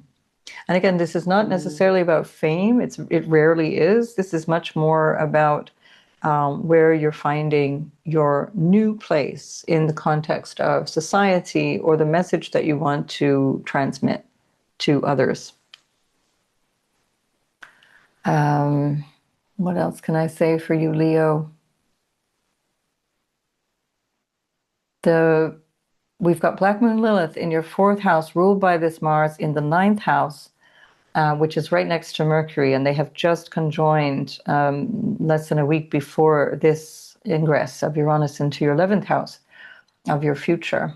And Black Moon Lilith in the 4th house of what makes you feel safe and secure suggests that this is an itch that needs scratching, that's part of the motivation for you, that you need to find a place where you are finding more security, or finding more of a sense of trust and faith and security that is perhaps psychological and emotional, but it can be quite literal as well, in terms of where you live, in terms of how you connect to your home and homeland and your living space, your family. So what else can I say? I think that's it. I think we've covered it. Money issues are also part of this. Just noticing now, of course, the Venus being the ruler of your 10th, this can be a change in your income that is driving your vision for the future. So again, don't be afraid if you have a sudden change in income, or that you thought you were going to get this and it turns out it'll be that. Know that this is part of the agenda. It's part of the change, that you're shifting away from things that you might have felt were your values with reference to money or possessions and so on. They're changing. And that doesn't mean you're losing money. It just means that you're recognizing that there are more important things than money. This is part of the lesson of Jupiter in your 12th, I think. That you're recognizing the bigger story of life compared to just the financial one. And ironically, paradoxically, that often helps you earn more money because there's less obsession around it. So if that has been an issue, then I'd say bring much more of your sense of your purpose, your higher purpose, express it more. Don't impose it, but rather use that, channel it, and help influence others through what you're doing. Right, big social changes, big relational changes for you as we go into the end of April and for 7 years. Okay, Leo, I'll see you in the next video. So for Virgo, Sun, Moon, and Ascendant, your other Mercury-ruled sign, Gemini, at the top of your chart, your career place, is where there's going to be a huge amount of change. And you've been preparing for this change for quite some time. So already last year, from the 7th of July till the 7th of November, there was quite a shape-shifting in terms of your vision for your future career or your social status. What do you want to reach out into? And that giving you a sense of the priorities in your job, or possibly even the literal job that you do, like being in a different capacity or doing a different thing in terms of your career, being seen in a different way in terms of your social dynamic. And so when I say career, it is also going to include your personal ambition. So it can be vocation or just your drive, what pushes you out the front door every day. How do you reach out into your social circle, but with a reference to what you're contributing out in society or what your social role is? That's changing. This can also be because your ruler Mercury is changing the dynamic in intimacy, in shared resources, in what you receive through either a committed partnership that is intimate or a committed partnership that has to do with business. It can be also where you start to overcome fears in certain areas of your life. This is part of the dynamic of the Saturn transit through your 8th house as well, overcoming any sense of inadequacy or fears around what's possible for you.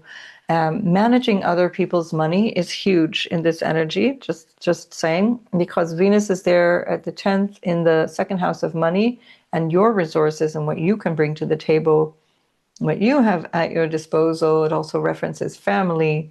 And Mercury, which is another money signature or commerce signature, is in the 8th house, and Mercury, Mars, Saturn is literally describing management. So there you have something that might bring you to a place of recognizing your skills in managing other people's resources. It might be finances, but it could be other resources. And especially because Jupiter is in your 11th house of great gains. That's a very favorable place. It's the house of Jupiter's joy, but also the sign of its exaltation in your 11th house. So your movement out into your career, out into your social circle, out into your role in society is big and favored. It seems to be really important right now. Moving into the future with a new sense of what is possible for the future that you're lining up for yourself. It can be much more connected to who you are as well, because Uranus will, by definition, you will show up as you when you go into this transformation of Uranus in your 10th house. It's not about putting on a facade. It's not about being some kind of a fake description of your role as you, but it's Uranus in the 10th makes you really come close to who you are, and it puts you in the social dynamic, or it puts you in a place of leadership, or it puts you into your ambition, whatever your ambition is. This can also reference parenting, absolutely, because the 10th house references parents. It's a change in your dynamic with the notion of parenting, you becoming a parent, for example, or the way that you're parenting if you already have children is changing. The dynamic of marriage is also changing.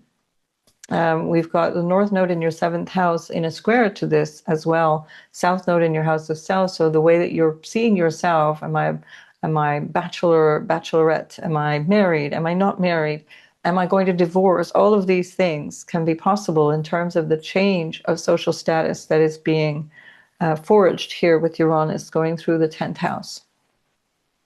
It's in an ongoing, many years long trine to Pluto in your 6th house of your work, your job, your everyday life. So there will be a lot of change around your job and around your everyday tasks and around what you feel is your need to overcome obstacles or dig deep in terms of your own health or well-being. Not that you will be ill, I'm not suggesting that, just saying if there is any latent tendency for that, you will really work hard through it. You will transform yourself through that, through whatever obstacles are there, if they're health obstacles. And there is, in this moment in time with Saturn going through the 8th, the potential for a depression. And again, I would need to see your natal chart for that, because Saturn is the ruler of your 6th house, and with Pluto there, these are psychological dynamics there.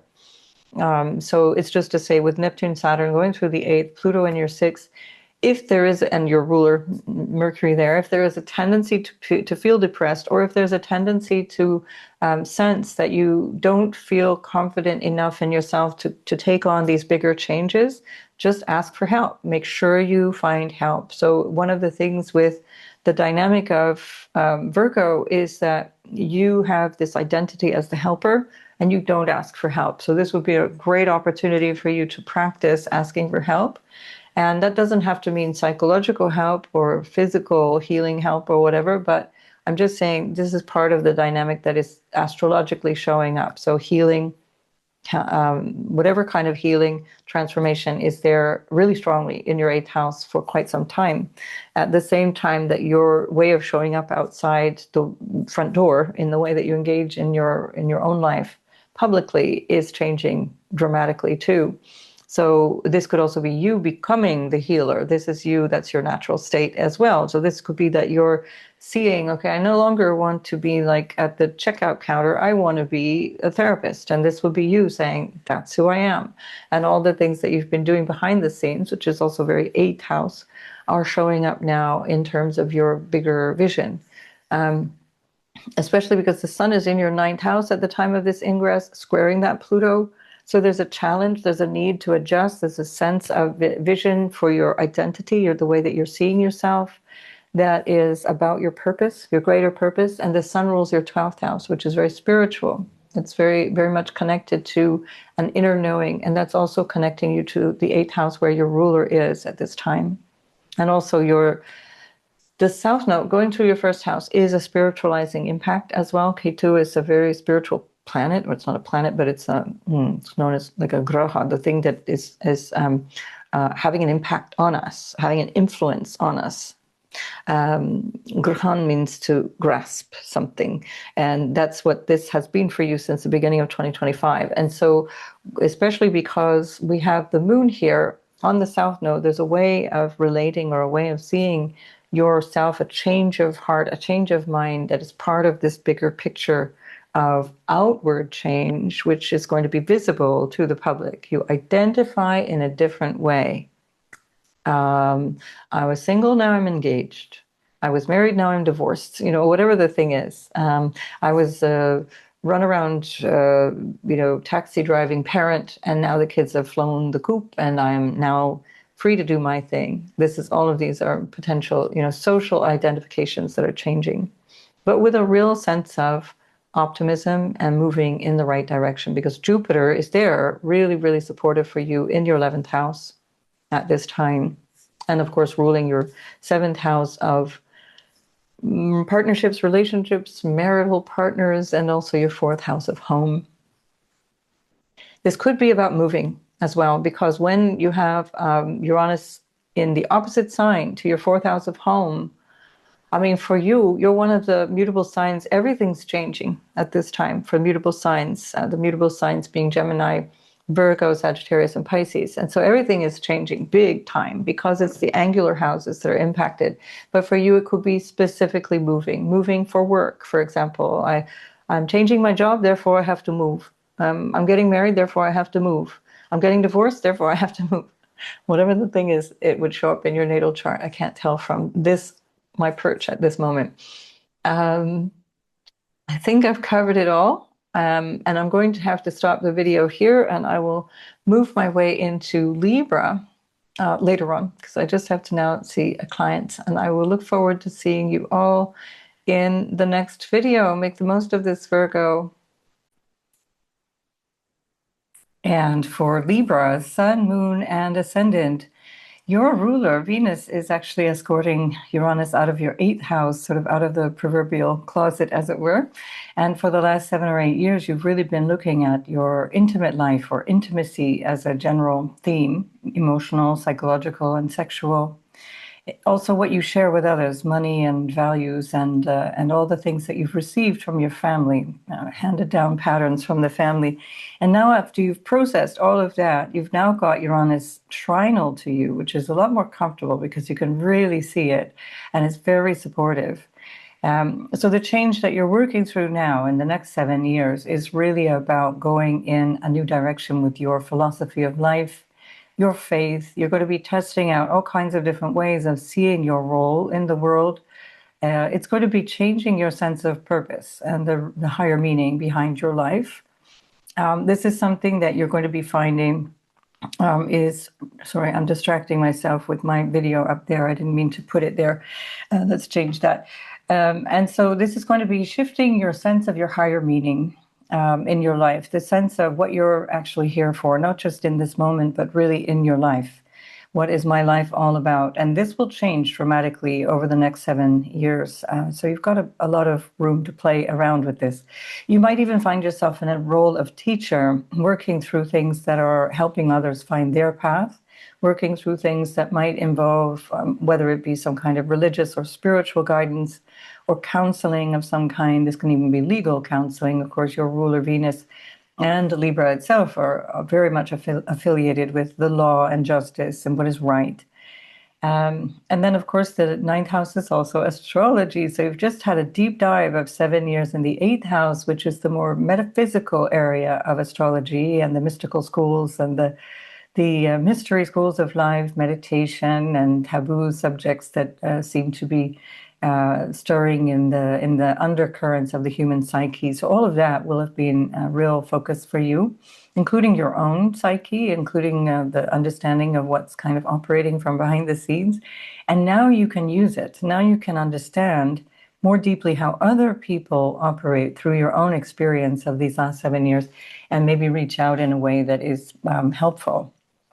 Which is your want anyway. That's the way Libra rolls. But at the same time, this is coming from a higher sense of meaning and purpose. The ninth house is foreigners as well, and it could be that your relationship with foreigners or foreign lands starts to grow. There's something that's changing there for you in a number of different areas of your life, but also reasons, including that the South Node is in your 12th house and has been since the beginning of 2025, essentially.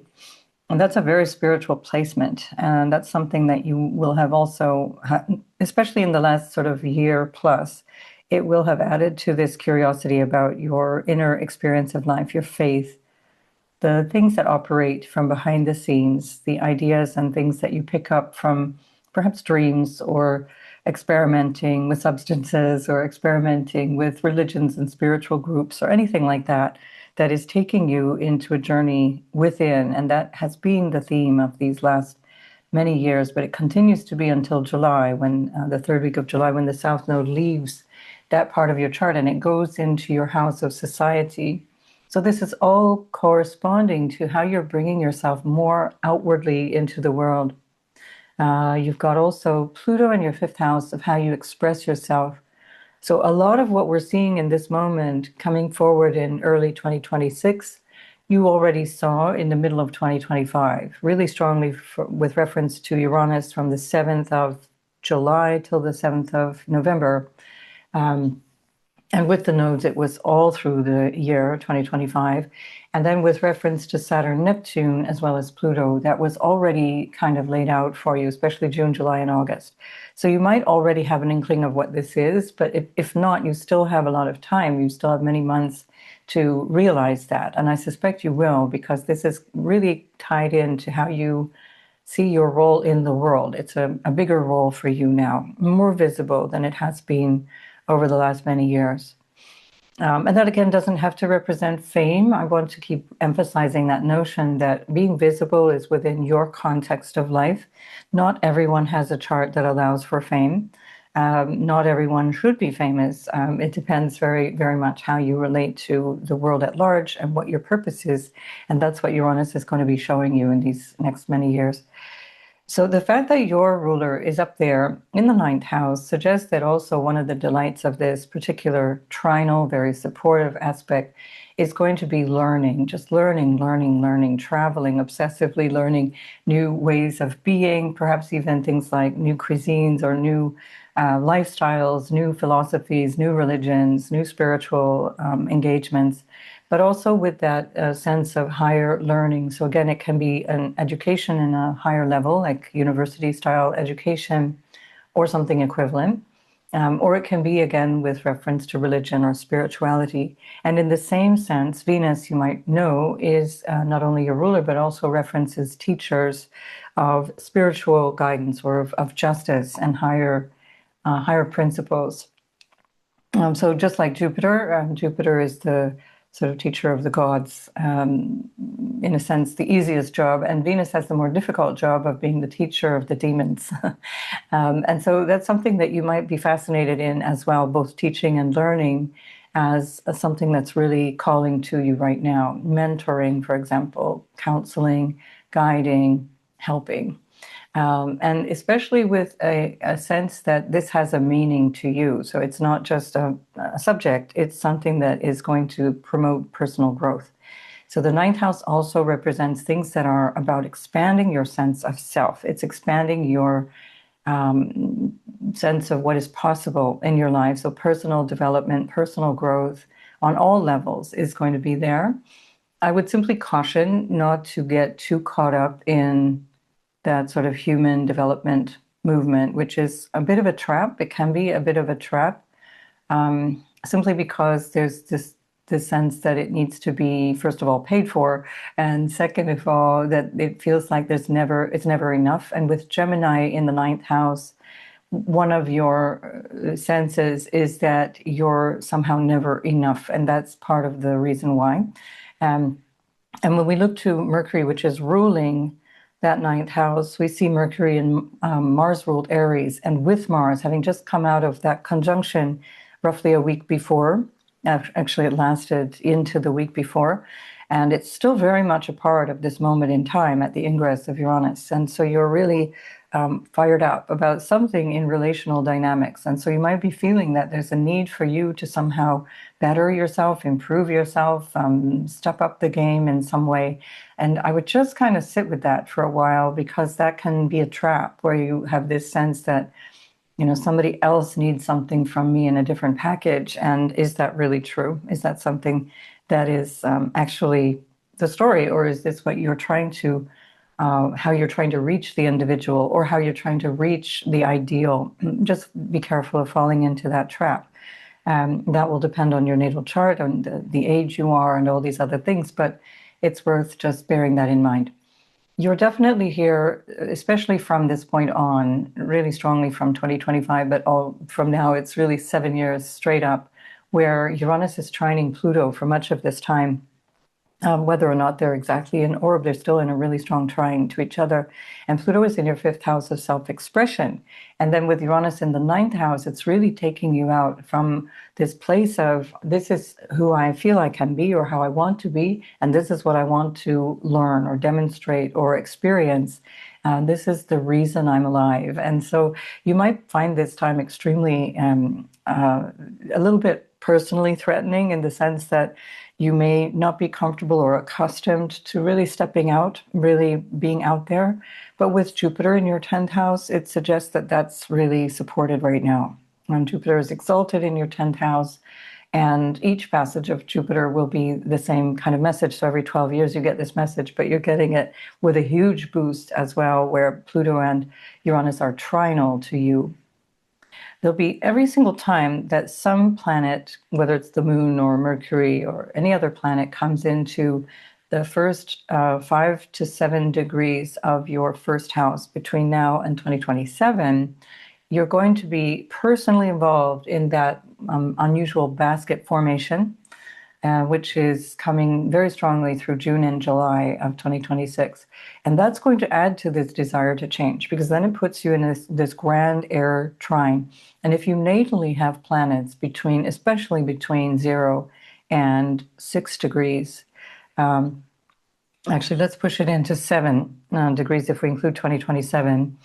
Because it starts to nudge at the next degree. So the 4th degree is the most sensitive in 2026, and the 6th degree is the most sensitive in 2027. And if you have planets in that range, you're very, very personally concerned with all of this, and you'll be in some way a kind of an impulse or a trigger for bigger change in your life. Something that's happening through you will be expanding this.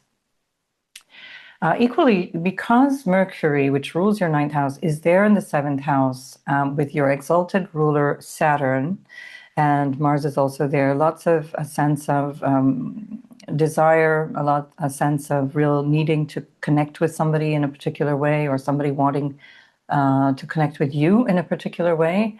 We want to think about the 9th house also as your second spouse. And so that can also be something that's really happening at the moment very strongly, kind of a sense of my relationship dynamic has been changing now. If you look back over, especially the last 14 years, how much your relationship dynamic has changed. And now the next relationship is going to be very different. And so it contrasts what you used to know or have as a relationship, and it puts in a whole different sense of what that can be like, or what it can feel like.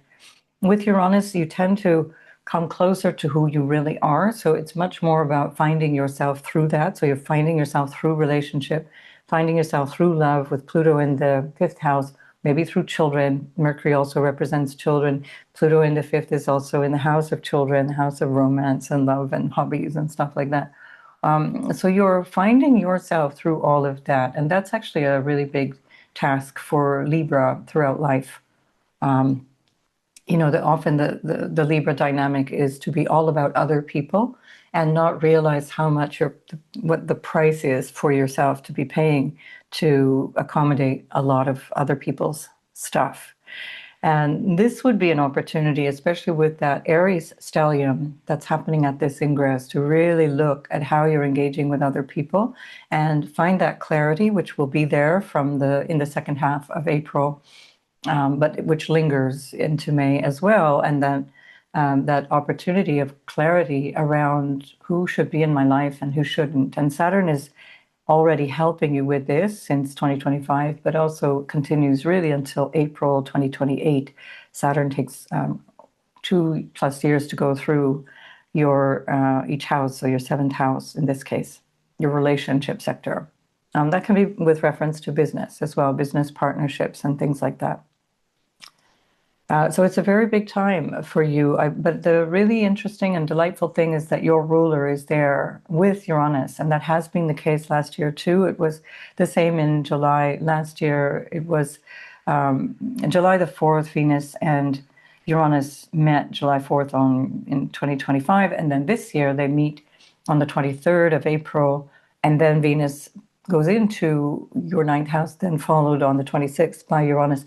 And because Venus is like your little diplomat, your little personal sort of avatar, your little messenger as you go through astrology, you always want to know what Venus is up to.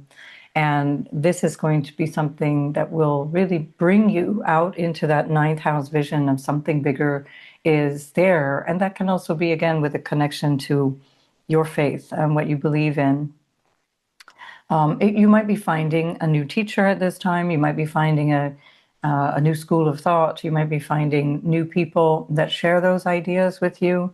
And this would be part of that personal growth, part of your extended sense of self. And the ninth house is considered to be, by some, the road to God. I like that expression. It's don't get hung up on the word God, but the road to something bigger, whatever the creative life force is in this world, in this lifetime. And you, with Uranus there, it's going to become almost like an obsession. That is something that you will really, really notice the change between now and 7 years from now.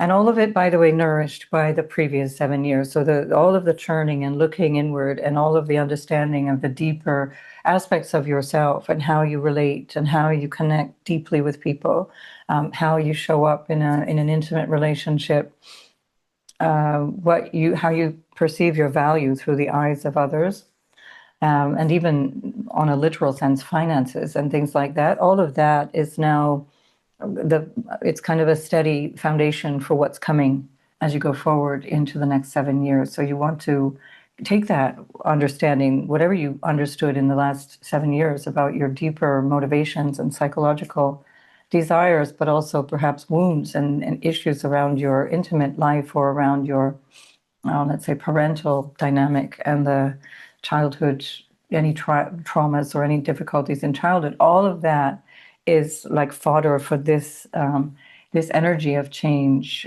You're using it.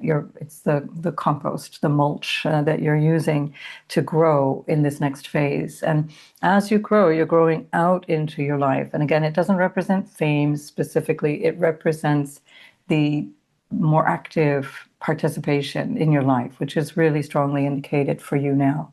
All of the planets are shifting above the horizon, with the exception of Pluto. And so there's a lot of energy taking you out into the world for Libra. And anyway, Pluto is helping by trine for Libra, Sun, Moon, and Ascendant. So very exciting times, really, really interesting period of growth for you, very favorable that it's in a trine. The first, fifth, and ninth houses are known as the houses of Dharma.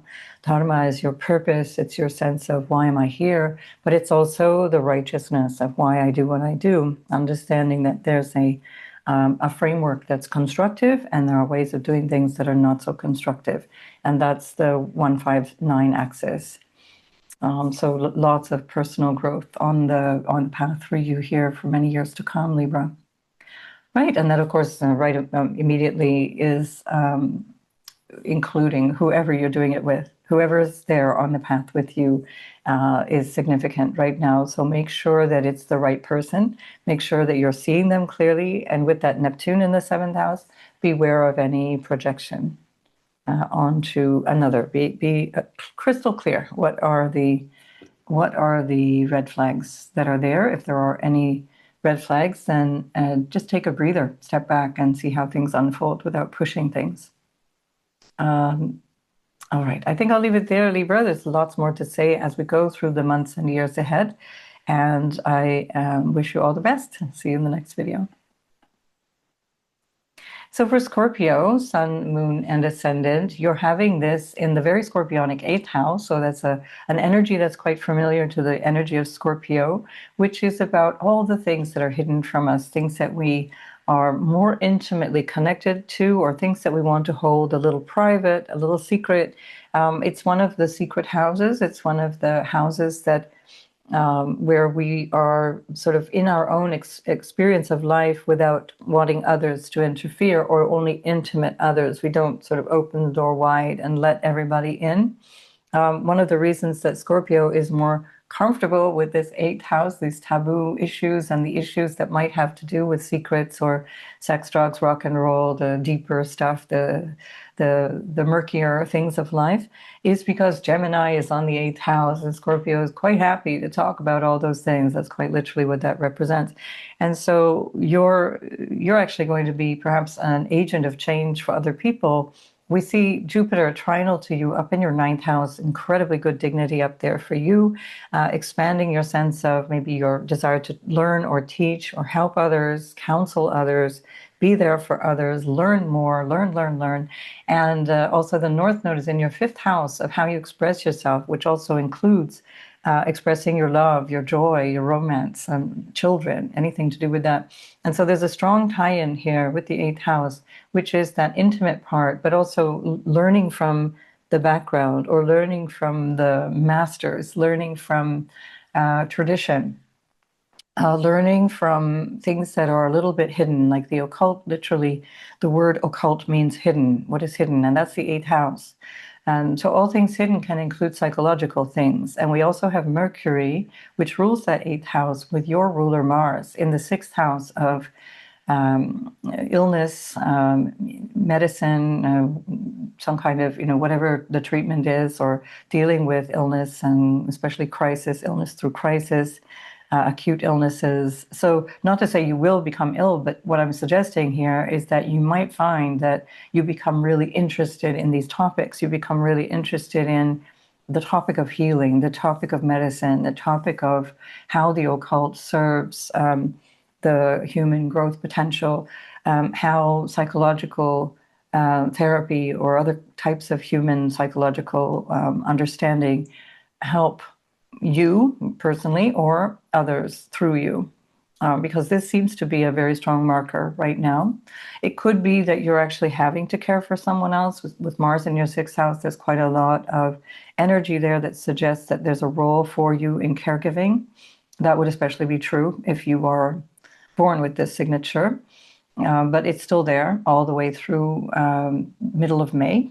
And this is part of the Ingress chart. So I'm taking these themes as if it's like a cycle that's beginning. And so you might find yourself in this caretaker role.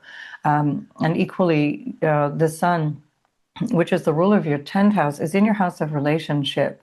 And it's ruled by that Venus in the 8th. So there's a new connection there that might be made around intimacy, around work. It can be work that is related to people who are working for you, or who you're doing things for, again, in the service aspect of a job or a healing tradition. Mars represents medicine. It represents poison as well. It represents all things to do with surgery, cutting, amputation, needles, all those different aspects of healing. And so this is, again, a big theme. And you might be finding yourself really drawn to those areas of life which have a lot to do with medicine, healing, taking care of yourself. This could be more to do with your personal sense of what I need to do to stay well. You've got Jupiter in the ninth, again, very, very supportive for you. So that's also part of expanding your worldview, expanding your sense of your own purpose and why you're here, in a really supportive grand water trine with the North Node that it rules in your fifth house of self-expression, your fifth house of happiness and what you need or want to use to express your happiness. So it's a really nice opportunity for you to kind of set yourself up in a way that just starts this curve towards self-improvement that can be literal, physical health improvement, psychological improvement, and working on things that feel that they may hold you back. Often with a Scorpio rising, the individual is born at a time of crisis or just following a crisis or following a huge loss in the family, a death or some kind of struggle in the family that is not an easy one. And so this can also be an opportunity for you to really look at that and say, here I am, I'm ready to understand what went on before I even was born. And with Uranus going through that eighth house for you for all these years to come, it really helps you to understand some of the baggage that you're carrying. Venus rules your 12th house. She's there with Uranus in the eighth house at the Ingress chart. And it's pulling in those unconscious areas of your life, really digging into why is this happening? Why is this pattern repeating, let's say, in a relationship? Or why do I have these fears or these worries in relationship, or these issues around lacking trust or issues around lacking security in some way? And here you've got an opportunity to really dig into the family patterns, dig into your psychological states, dig into your intimate states, connect with people in a new way intimately. Uranus can have you changing the way you relate to your sexuality as well. This can be quite literal, like recognizing, actually, I'm gay, actually, I'm bi, actually, I'm a man and I feel more like a man than a woman, or I feel more like a woman than a man. Whatever the thing is, it can also be part of that. Now, that would have to already be there in your natal chart. It's not like everybody's going to be questioning these things, but that can also be a part of the dynamic. The way that you are intimate with other people, with your partner, if there's already one, or with a new partner, this is going to be different compared to what you already have been doing. So this can be something to look back on from mid-2025. You will already have an inkling of that from the 7th of April 2025 through the 7th of November. So basically, did I say April? No, July. 7th of July, 7th of July 2025 to the 7th of November 2025, you had this transit of Uranus. And at the same time, Neptune and Saturn were in your sixth house where they are now. And at the same time, Pluto was digging deep in your fourth house of the foundation of your life, another psychological house. So if you go back to the middle of 2025, and most especially June, July, and August, you'll really come close to what this impetus is all about. It doesn't mean it has to remain that, but it will give you an inkling, at the very least, of what you personally want to change, how you want to change. So this is really significant. It can often be that you might find that the growth is much more interior or intimate, that you're not necessarily seeing the pattern of growth outwardly in your life, although I think you'll see it in many ways through the transit of Jupiter that's in your 9th and then 10th and then 11th house consecutively between now and 2028. So the interior growth and the new way of relating to your intimacy and to others and to money and to resources that you share with other people, even to things like an inheritance or how you're grappling with money that comes through other people, potentially also income that comes through royalties or through money that comes through other ways of receiving income, investments and this kind of thing. All of this is changing. All of this is something that you will handle differently, you will approach differently, and it will come at you in a different way. Uranus brings you closer to yourself, so I think you're really going to get to this place where you start to feel truly more yourself. And that, I think, in a general sense, applies to everyone. With Uranus going through the 8th house, you really get more comfortable in your own skin.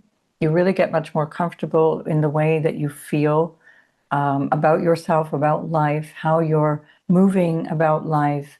It just helps you to dig up some of the hidden baggage or the dross or the ballast that you're walking around with, that you can recognize and say, yeah, we don't need that. We don't need this. This is not necessary. This is a new dynamic. This is a new way of relating to people.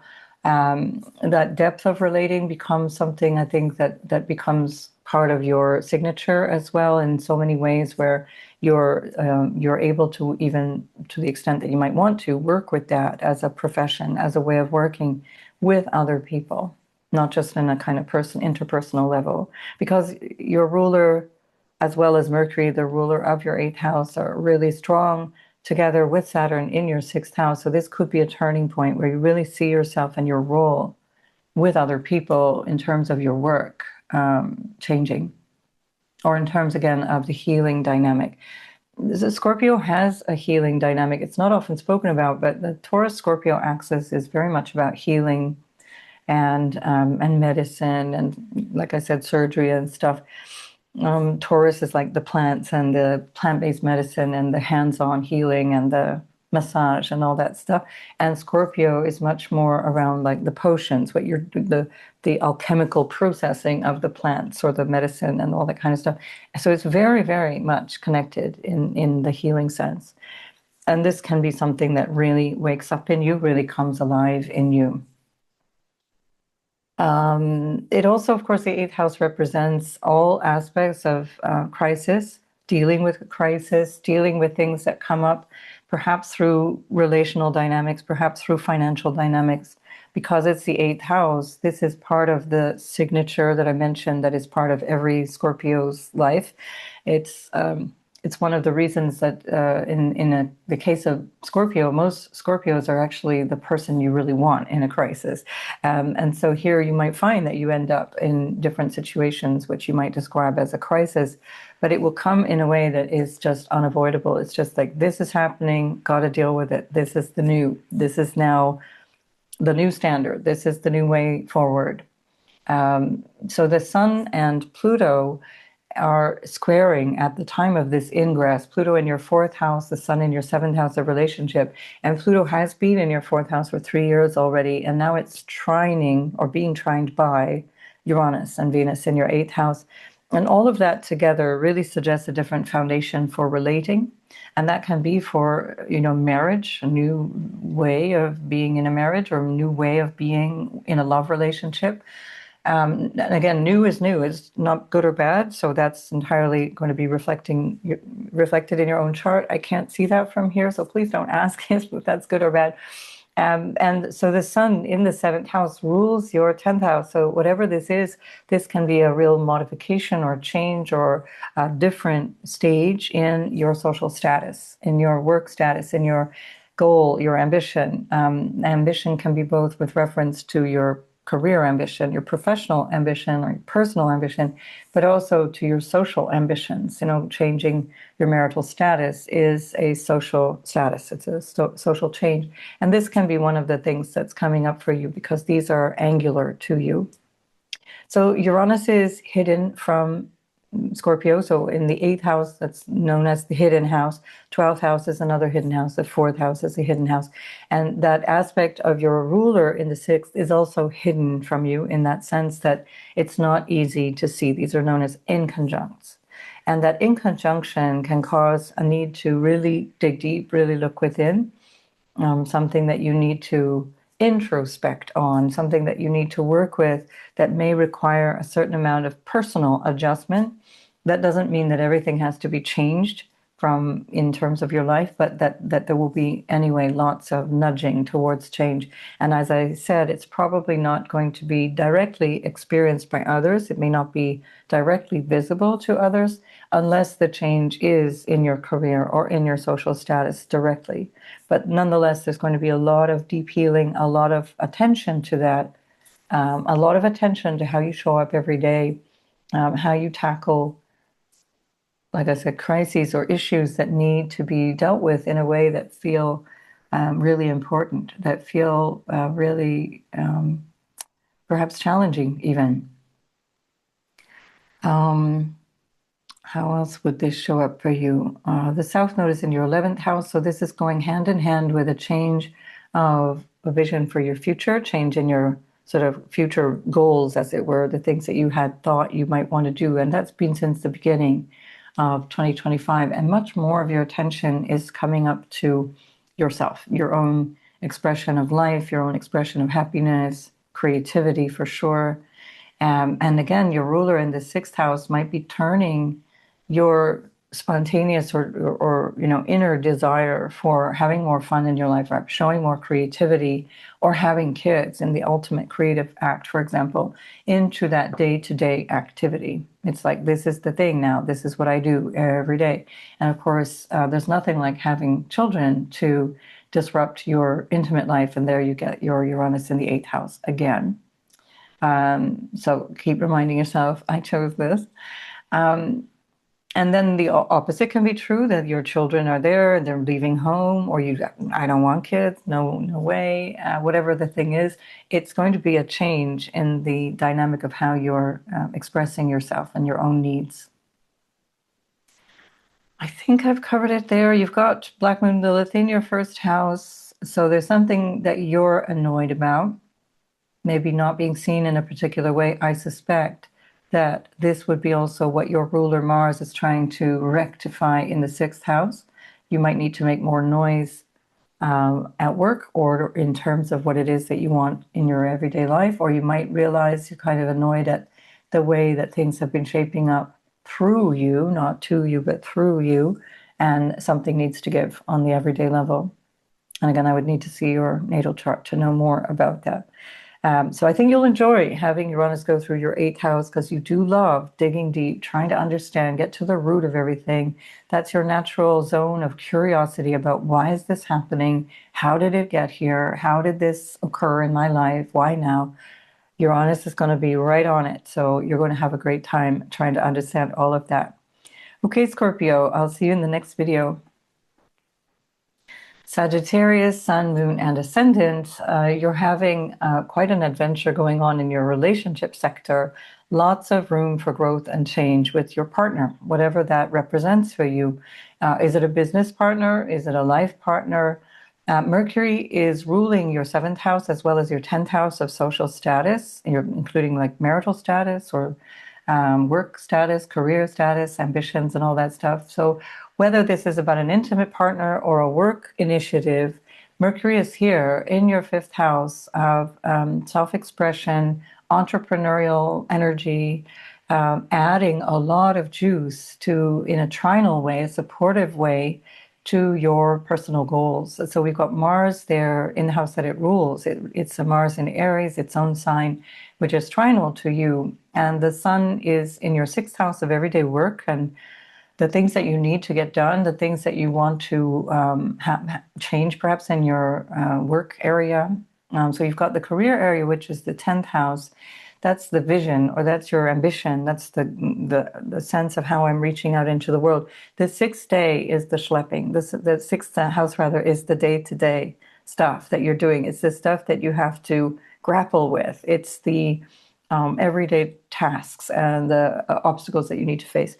And so you've got this Sun there. There's something here that is part of this story as Uranus enters into your 7th house. Venus, which rules your 6th, is in the 7th house. So there's a new way of doing the partnership, a new way of showing up in some way in the dynamic of, maybe you realize you need more support, more help in doing what it is that you're doing. How you show up for that is how you will express part of who you are, what you need, saying what you need. It's not been an easy time for relationships for quite some time for Sagittarius in terms of the dynamic of relationships having been shaken a little bit, and also psychologically there kind of been some things going on that may tie you into your past, into understanding or learning things about your past, about past trauma or past events or past things that have really stirred things up, because Pluto has been going through your 3rd house of your early childhood. It represents your mind, and it's this Pluto that is being squared by the Sun in your 6th house, which also represents healing. Jupiter has come since June of 2025 to really support that task of understanding and healing and going right into it with confidence. It's your ruler, Jupiter. Jupiter also rules your 4th house, where the North Node is. So there's been a lot of attention on your lineage, on your place of intimacy, on your place of what is your, let's say, lineage or your experience of early life through your family, and including your family now. But at the same time, Uranus is asking you to then use all of that awareness, use that understanding since the middle of 2025 and bring it into relationship. So you're changing the way you show up in relationship, but you're also changing the people with whom you're relating, as Uranus is going in the 7th house. Venus rules your 6th house, and she also rules your 11th house of friends. So work and friends and your future, your vision for your place in society, or your vision for groups and associations is also part of this equation at this time, because Venus is escorting Uranus into the 7th, happily, I'd say, out of her house in the 6th house, where it would have been a bit chaotic over the last 7 or 8 years with reference to work, with reference to what your day-to-day life feels like, maybe a bit of confusion around that. Am I in the right job? Am I doing the right thing? Even with reference perhaps to healthcare issues or dynamics that might involve both physical or psychological health issues that you had to grapple with, or the health of someone else that you had to grapple with, and that would be disruptive to your own life. That's done. So that part is more stabilized at the very least. That part is understood, let's say. So there's so much happening in your 5th house at the time that Uranus is going in and shaking up relationships, shaking up your dynamic of what a partner feels like.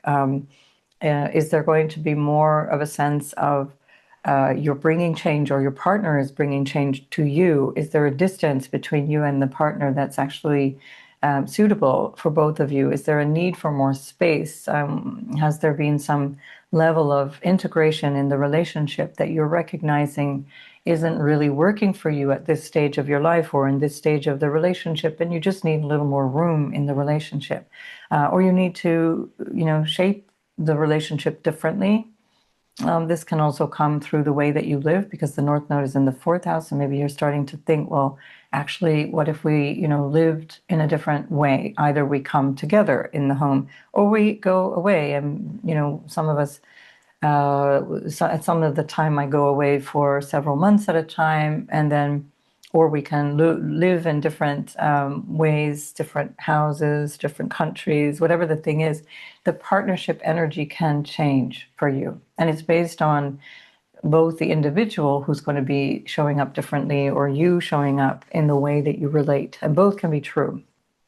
And this is a 7-year process that started last year. So if you go back to July 7th through to November 7th, you got a good inkling of how things can be changing in your life. And much of that June, July, August period, we had exactly the same kind of setup. Not exactly, a very similar kind of setup where the nodes were in the same place. Pluto was in your 3rd house. Saturn and Neptune were in your 5th house of self-expression, and the Uranus, Venus were in the 7th house of relationship.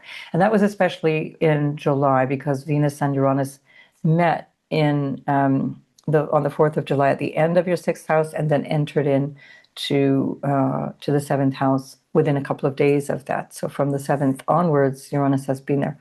So you know a little bit about what this is all about, and now it's going to be shaping the next 7 years. So the change is there.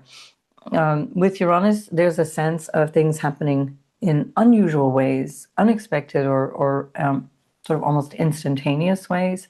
So there can be some things that shake up the relationship in ways that you start to realize only in retrospect were happening already, but you only sort of see it suddenly. It sort of shows up. It seems to be out of the blue, but actually you'll notice that it's already brewing. It has been there. And of course, Saturn, Mars, and Mercury ruling your 7th house, Mercury again ruling your 10th house of social status or professional status, is also part of this equation. And Saturn rules your second house of family, as well as your third house, where Pluto is, of your extended family. And this might have something to do with children as well. And of course, relating on a peer level. So we don't usually put children in the seventh house, but it can affect your peer relationships because of something going on with your children, for example, or because of your creative dynamics, or because of a love dynamic, a romance dynamic. There can be something that comes through in a way that feels quite just really powerful, really like clear, just this is it, this is the thing. And each person will, of course, that will show up differently based on your natal chart. I have to be very general here for a general public reading, but these themes will be there one way or another in everybody's chart. The fifth house is about what makes you happy. And so I think there can be a reason at some point, especially already here in April, when Uranus is shifting and you've got this very strong Aries element that's trinal to you, favorable to you, really supportive of your desire, showing up in a way that says, this can't go on like this. I need to look like this. My life needs to look like this, or my love needs to look like this, or my dynamic with my children needs to look like this. Or there's a thing that comes through those issues, the love, the children, the hobby. Maybe this can also be about deciding I need to implement something in a more lasting way. And the seventh, with the fifth representing like entrepreneurial dynamics and working through, especially with Saturn there, working through something that you actually really enjoy doing, or something that you're really good at doing, and making that kind of a career, or a dynamic of something that is more how you earn your money through your creative impulses, your creative self, especially because Pluto is in the third house of commerce. The sun is in your sixth house, and it's ruled by that Venus and Uranus, and the seventh house represents business too. So especially because of Gemini on top of that. So seventh house in general, but Gemini all the more so because it's one of the mercurial signs. And you do have another mercurial sign on your 10th house of social status. So seventh house is your clients, it's your business partners, it's your investment partners. If you're in partnership investing in a dynamic of business, and you do have Jupiter in a favorable place for receiving help and benefits through partners of some kind in some dynamic. So if you are thinking about launching something, or really digging into something that might already be underway, especially if it's been underway since middle of last year, this is a great time to really work on that and put yourself in a new position of more autonomy around how you work. Equally, because your ruler Jupiter is going to go up to the ninth house for you, where it's trinal to you, and putting a lot of energy there. There's going to be some big change in terms of your sense of purpose, your life purpose, when the South Node and then Jupiter, first Jupiter 30th of June, and then the South Node third week of July move into your ninth house. Think of this energy of Uranus as setting you up in step by step into this new thing, new way of relating, new way of seeing yourself, perhaps with a business theme in mind. And Venus, we're getting close to the end here, folks. Venus rules your 11th house of gains. She rules your 11th house of the audience, the people, your followers, your fans, your people that would be interested in what you're doing. And so again, it's a way of showing up with a new dynamic around how you present yourself through the thing that you enjoy, perhaps with different business partners or different life partners that will feed back to you how you yourself are changing. And this in turn then changes your way of being in the world. So Sagittarius, it's a really lovely boost, I would say. It's going to take you into perhaps a better feeling place than you have been for the last many years, where you might be finding yourself much more inspired to go outwards, go out into your life, where it hasn't been necessarily that way for you for a few years. You may have been feeling a little bit held back by your own process, by your own stuff that you're dealing with. And we will, of course, continue looking at this as we go forward, especially in the weeks and months ahead, because there's a lot of things that are developing as we go forward in ways that are going to continue this story. But this is really already quite important. So look back to look forward is what I would say, Sagittarius, and make the most of this. I'll see you in the next video. Capricorn, Sun, Moon, and Ascendant. So you have your this change, this major change in your sixth house of work and your everyday life, and overcoming obstacles, overcoming things that feel like they're whatever seemed intransigent before, or whatever seemed like, yeah, this is what it is. It's no longer that. So if you've been wondering, like, how do I get out of this job, or how do I change my work, or how do I change my diet, or how do I change my physique, or my relationship to my health, my relationship to perhaps legal challenges, or any other kinds of things that have been going on, there's your answer. So Uranus going into your sixth house is going to really shape up a completely different day-to-day experience for you over the next 7 years. So for some of you, that can mean literally ditching a job and getting a new one. Venus is in your sixth house and ruling the 10th house. So there can be something that shows up in a way that is very clear around your vision for your social status. So it could be that it's about a new thing, or it can be that it's about letting go of work altogether. Retiring is, a thing like, am I in an active work situation, or am I retired? That's also part of your social status. Equally, because Venus rules your 10th from the 6th house, you might be developing a personal relationship through work. That can be a friend. It can be just a friend. But it can also be a romance that you're developing through work, or through your everyday life, or your doctor's checkup and you fall in love with the doctor or the nurse or whatever the thing is. This is also possible. And of course, that will depend on your natal chart. It depends on all kinds of timing techniques, as well as your natal chart. So that's not for everyone, but it is part of the theme of this moment as I look at the chart. You do have Pluto for the last 3 years already in the second house, and now it's going to be very strongly trined by Uranus. And that's part of this bigger moment in time overall for many years to come, especially the next 2 years where the trines are exact. And that extends actually for quite some time. So you're going to be looking at things like your income, your possessions, your value, your self-worth, and how you value yourself, but also your valuables and how you value your possessions or money or income. And it all has to do with this change in the way that you show up every day. It has to do with the changing work scene or the changing interest around work. You might decide you want to no longer work in an office, you want to work from home, or you're fed up working from home and you need an office, whatever that looks like. It's going to be different. It can shake you up in terms of how you realize that there's been some level of perhaps complacency around your work. You're just kind of showing up and ho-hum, and then something changes and it's like, oh, okay, so now I need to be different. I need to show up differently every day for myself, for my job, for my work, for my health.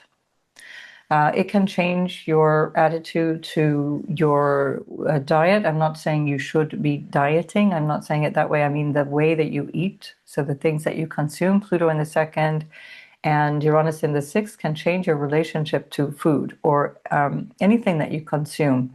Perhaps you were, for example, a heavy drinker, and now you don't drink.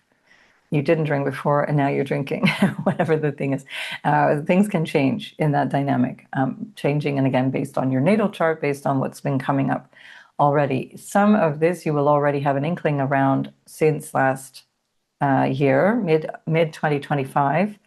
Notice I'm trying to say, I don't want to say summer for those of you in the Southern Hemisphere. I'm trying my best. For my Australian, New Zealand, South African, and etc. fans, thank you for your patience with me. So middle of 2025, especially from the 7th of July through the 7th of November, this will have felt quite familiar. So there's whatever that was for you is coming back now. And it's going to come with a lasting change. So what felt like maybe an itch in the middle of 2025 is now going to get scratched as you're going through the next few years. And especially if you go from June, July, August, is particularly July, that dynamic that we're repeating in a certain way is going to be very, very strong for you. So you're recalling that to maybe get you a sense of what it is that's coming forward and what you now are ready to take action on. You have your ruler in the fourth house. This is an angular house, really important when the ruler is in the angular house, including your exaltation ruler. So Saturn is your ruler for Capricorn, and your exaltation ruler is Mars, and they are together, and they have been for the whole week leading up to this moment, including with Mercury, who rules your sixth house, rules this dynamic of change here with Uranus in your sixth now. And it also, Mercury rules your ninth house, which is also your sense of higher purpose in this lifetime, or your vision for your life, what you're here for. And that's where the South Node has been as well. So there's been a lot of momentum for questioning the dynamic of your life, questioning the foundations of your life in a way that feels like there's a lot that needs to shift. And this can be including moving, changing a residence, buying or selling property, because this is also part of a bigger dynamic. Mars is ruling that fourth house, and Mars is actually the real estate agent. That's all about selling, buying property. Venus is the home decor. So that could also be for some of you, or the client liaison. But with Venus in the sixth and then Mars in the fourth with your ruler, you might be deciding, actually, I'm going to get into the flipping property thing. I'm going to buy more property for investing reasons. You've got that Pluto here in the second, the Sun in the fifth house, and the Sun is the ruler of your eighth house of what you glean from investing with others, or what you gain from relationship or intimacy, etc. So there can be something here where you're recognizing, I have a different way of looking at property or possessions, or my value, my valuables, my resources. And now with the everyday stuff of life changing, you are changing the way that you're operating around that. So that can be like changing the job, or retiring because you've been flipping property or whatever that is. And that's just one of many possibilities. But I'm just saying this is the flavor of the chart for Capricorn, Sun, Moon, and Ascendant right now. Again, with the sixth house Uranus, you want to really look at anything that will upgrade your relationship to your health. You might find, especially with the Pluto dynamic in the second house, that you're having to recognize that your family or cultural or childhood pattern of eating has actually been quite unhealthy for you. And that needs to change. And this would be another opportunity for you to really make a big change. And that will not be necessarily easy, because you'll be pushing up against other elements of traditional ways of doing things, and that's that Saturn in the fourth house. So just saying, this could be a part of that bigger dynamic of desiring personal growth and development and change, but that is going to have to go in some way a little bit against the grain. Saturn is square to you, pushing you a little bit at this time. Venus rules your 10th house, so there's something that is also about your reputation, the way you relate to your social status or your career status or something. And that can include the bigger lifestyle changes that you feel you're ready for right now. With Mercury also representing the 9th house for you, and Mars representing the 11th house, and with the South Node in the 9th and Black Moon Lilith in the 11th, you might also find that this is a bit of a political dynamic, and that this is something where you're recognizing, we can't live here anymore. We can't connect with people in this way anymore.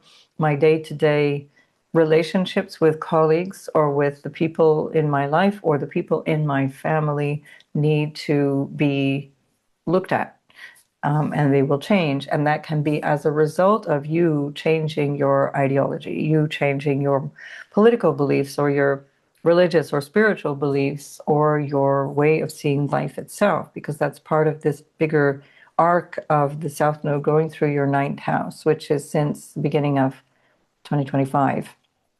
And with the North Node in your third house, you're coming to think about things in a different way. You're really looking at things in a different way.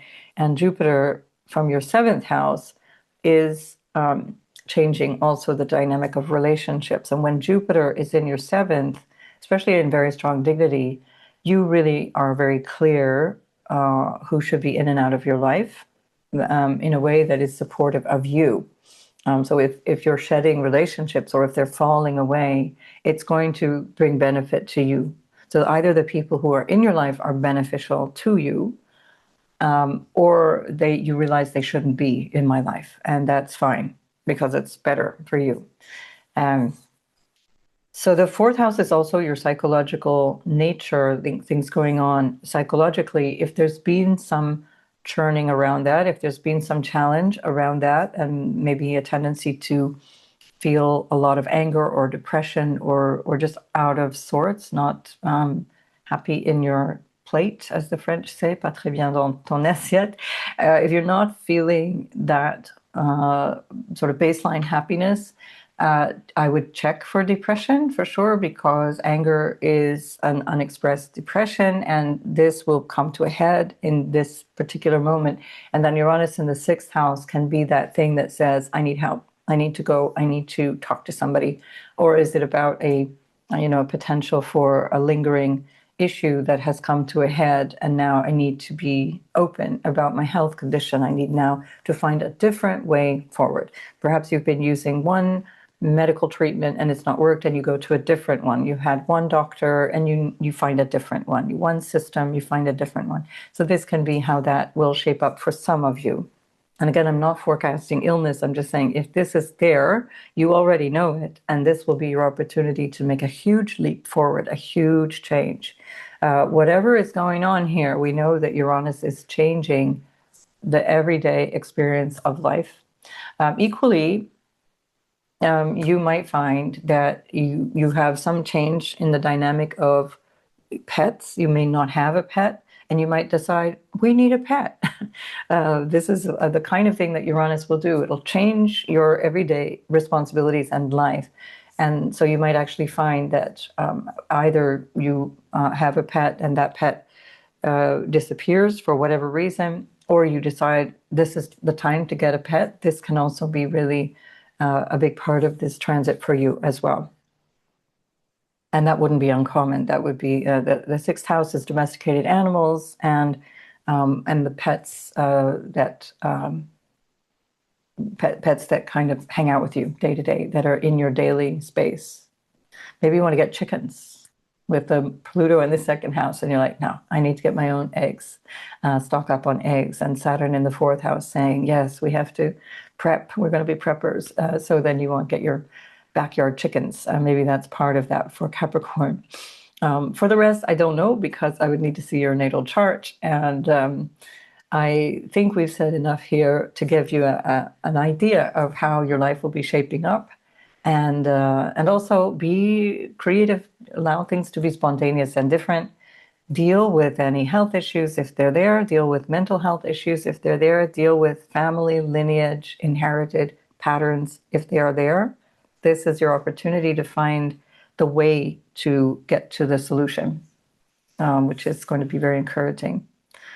All right, so I will leave it at that, Capricorn, and I will see you in the next video. So what I'm actually going to do for my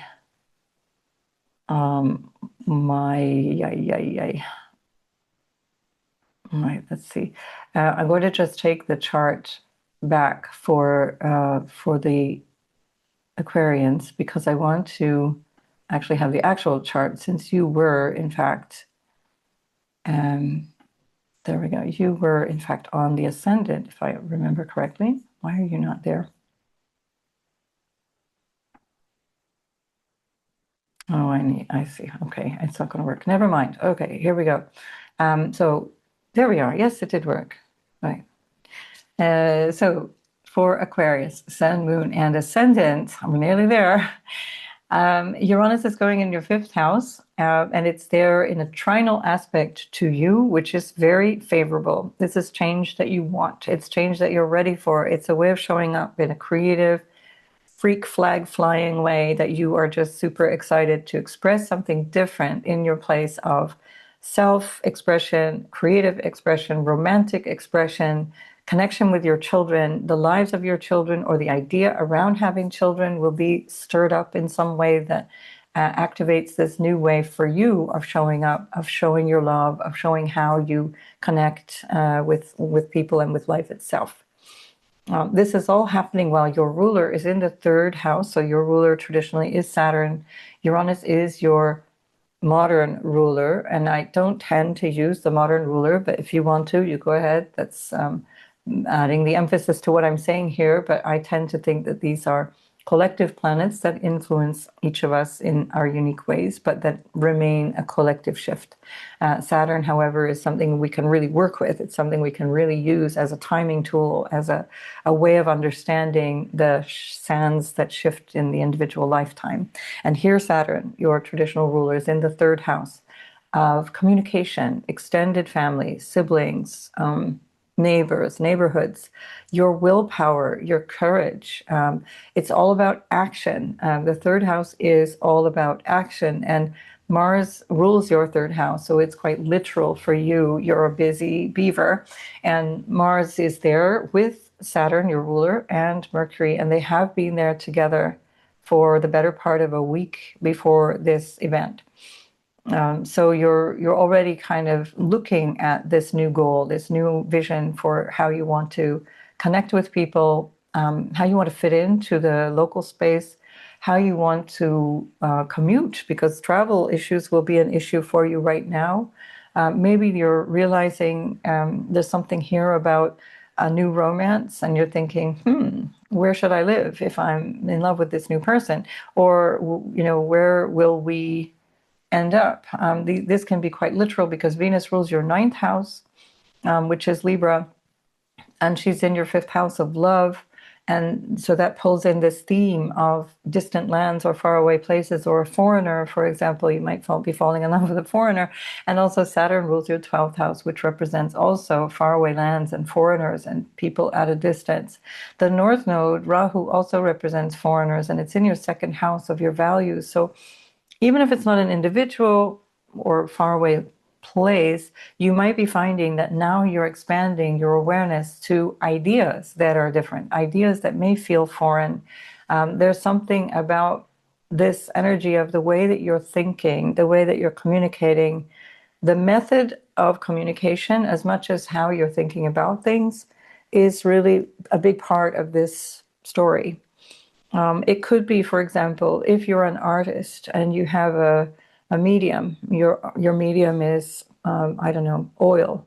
And now you realize, actually, I want to be a sculptor. I want to sculpt, and that's my new medium. And this is where the production of art, the creative expression is changing.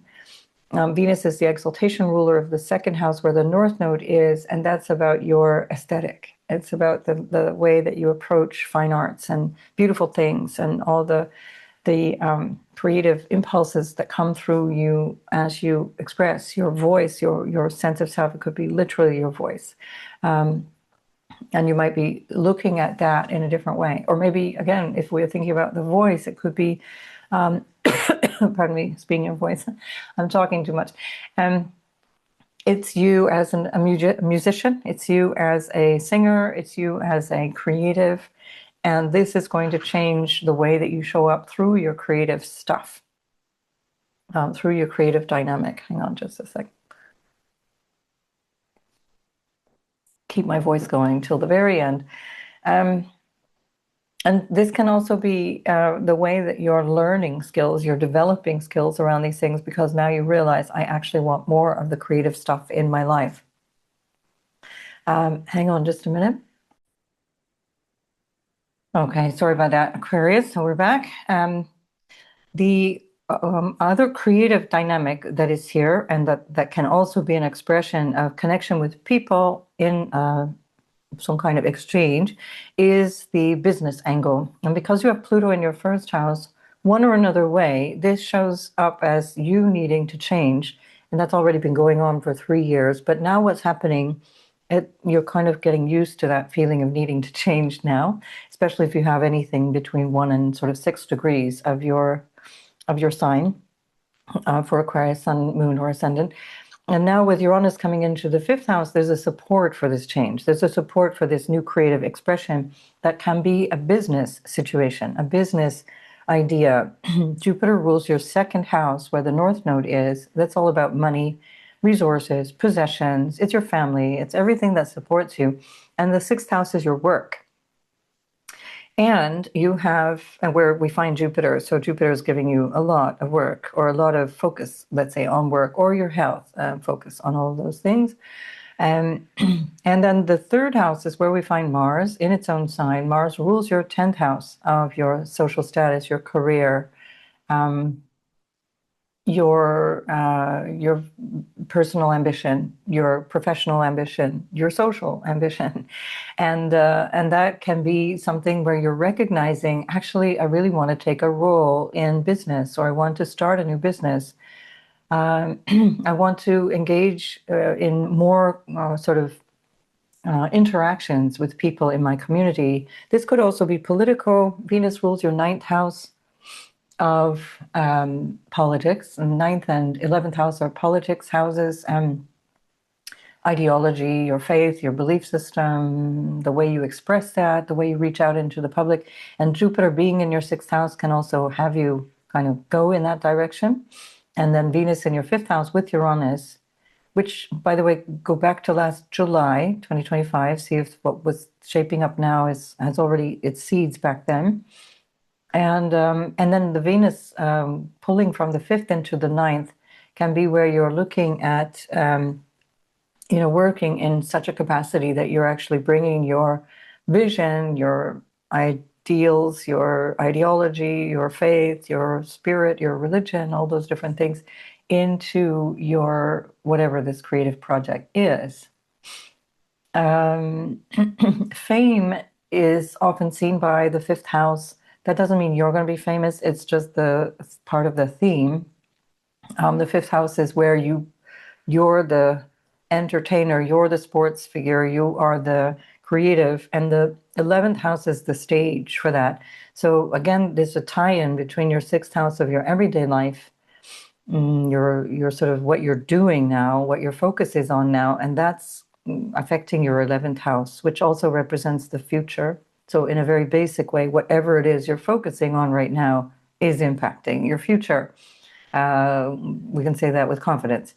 And that is partly potentially about business, or about this new role in politics, or or something to do with any of the above.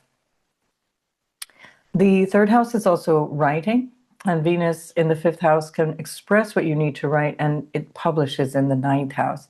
That can include communication of all kinds. It doesn't have to be like literal writing, but it can be around starting a blog, starting a podcast, starting a YouTube channel, starting a course, teaching, deciding now I want to emphasize my knowledge and share my knowledge, because Venus is also in the 5th house of what is known as mantra or intellect. The 5th house of, this is what makes Aquarius have the reputation for being a brainiac. It's because your 5th house is Gemini. It's not because there's something about Aquarius uniquely, but because Gemini is your 5th house. And so that's the house of intellect, ruled by the sign of intellect. And Mercury is here in your 3rd house. So maybe there's something you're super keen to teach. Could be practical wisdom, practical guidance, or learning skills that are highly practical, or again, as I mentioned earlier, creative, musical. Hang on, I've got a dog that wants to go out, so just give me a second. Sorry, Aquarius, I was trying to get through all of this without interruption, but I'm afraid it all lands on you. Okay, Aquarius, let's see if we can land this thing now. We were talking about you, of course, as a creative. That's a given. And it really seems to be the major emphasis right now. Another emphasis for Aquarius will be potentially around children, having children, issues of becoming an uncle, an aunt, a funkle, somebody who is caring for children potentially as well. The notion of having children will perhaps come to a head for you in these next few years. Do I, don't I? Do we want that? Is that something I want in my life? Again, that will depend on your natal chart, your age, etc.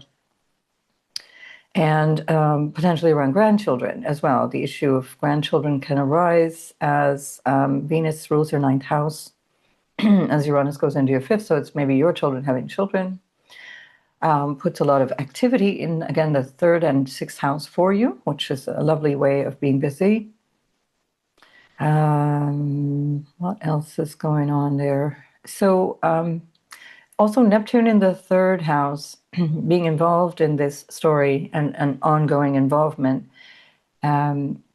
is going to give you a lot of creative impulse, a lot of perhaps what could be, and this will depend on your chart as well as on the circumstances around this time.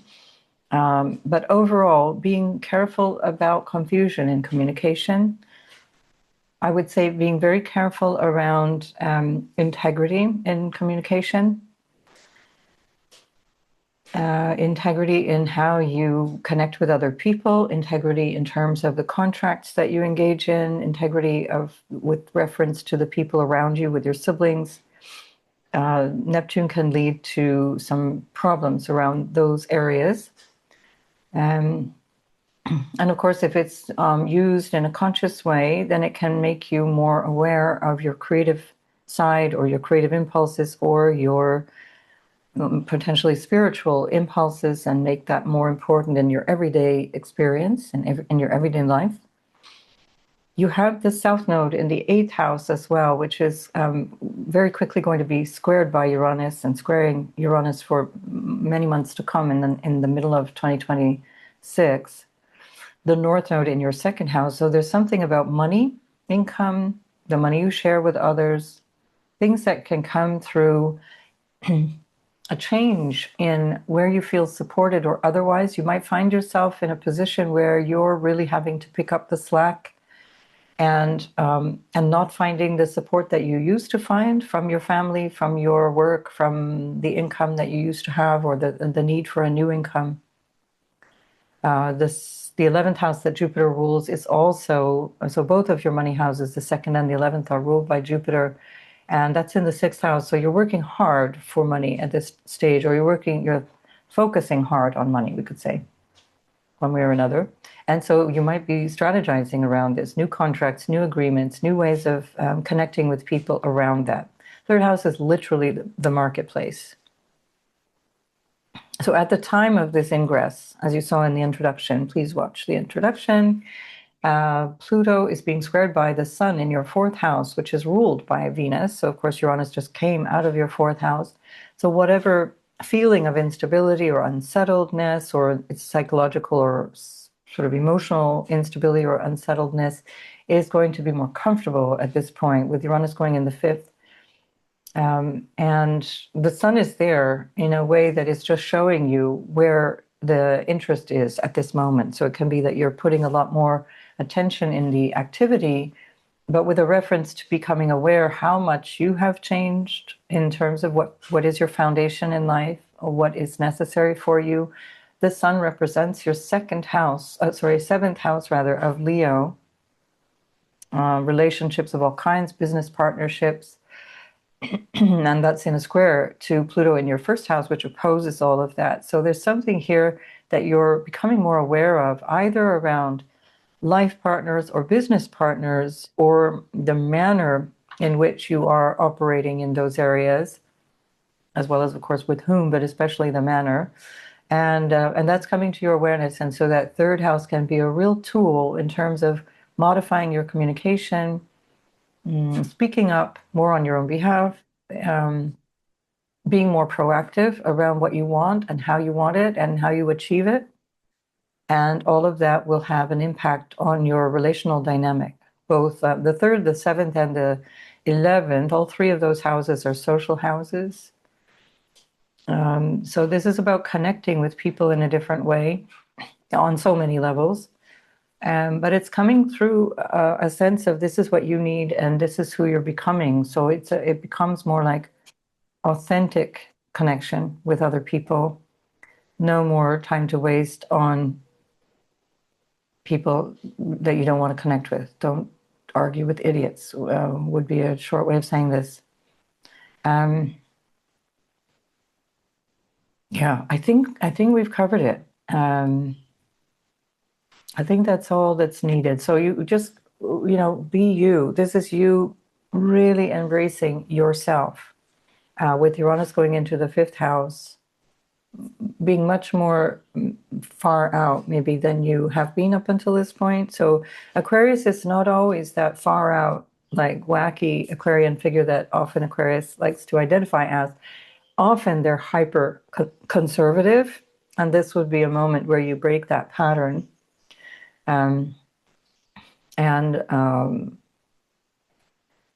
Or ideologically conservative, all those different things. You're breaking a pattern here in the way you express yourself on so many levels. So play with it, have fun with that. I think you will probably have a lot more fun, a lot more creative impulse for sure. And you might be surprised. You might surprise yourself at how you can dig into that creative depth. All right, so I'll leave it there, Aquarius, and I will see you in the next video.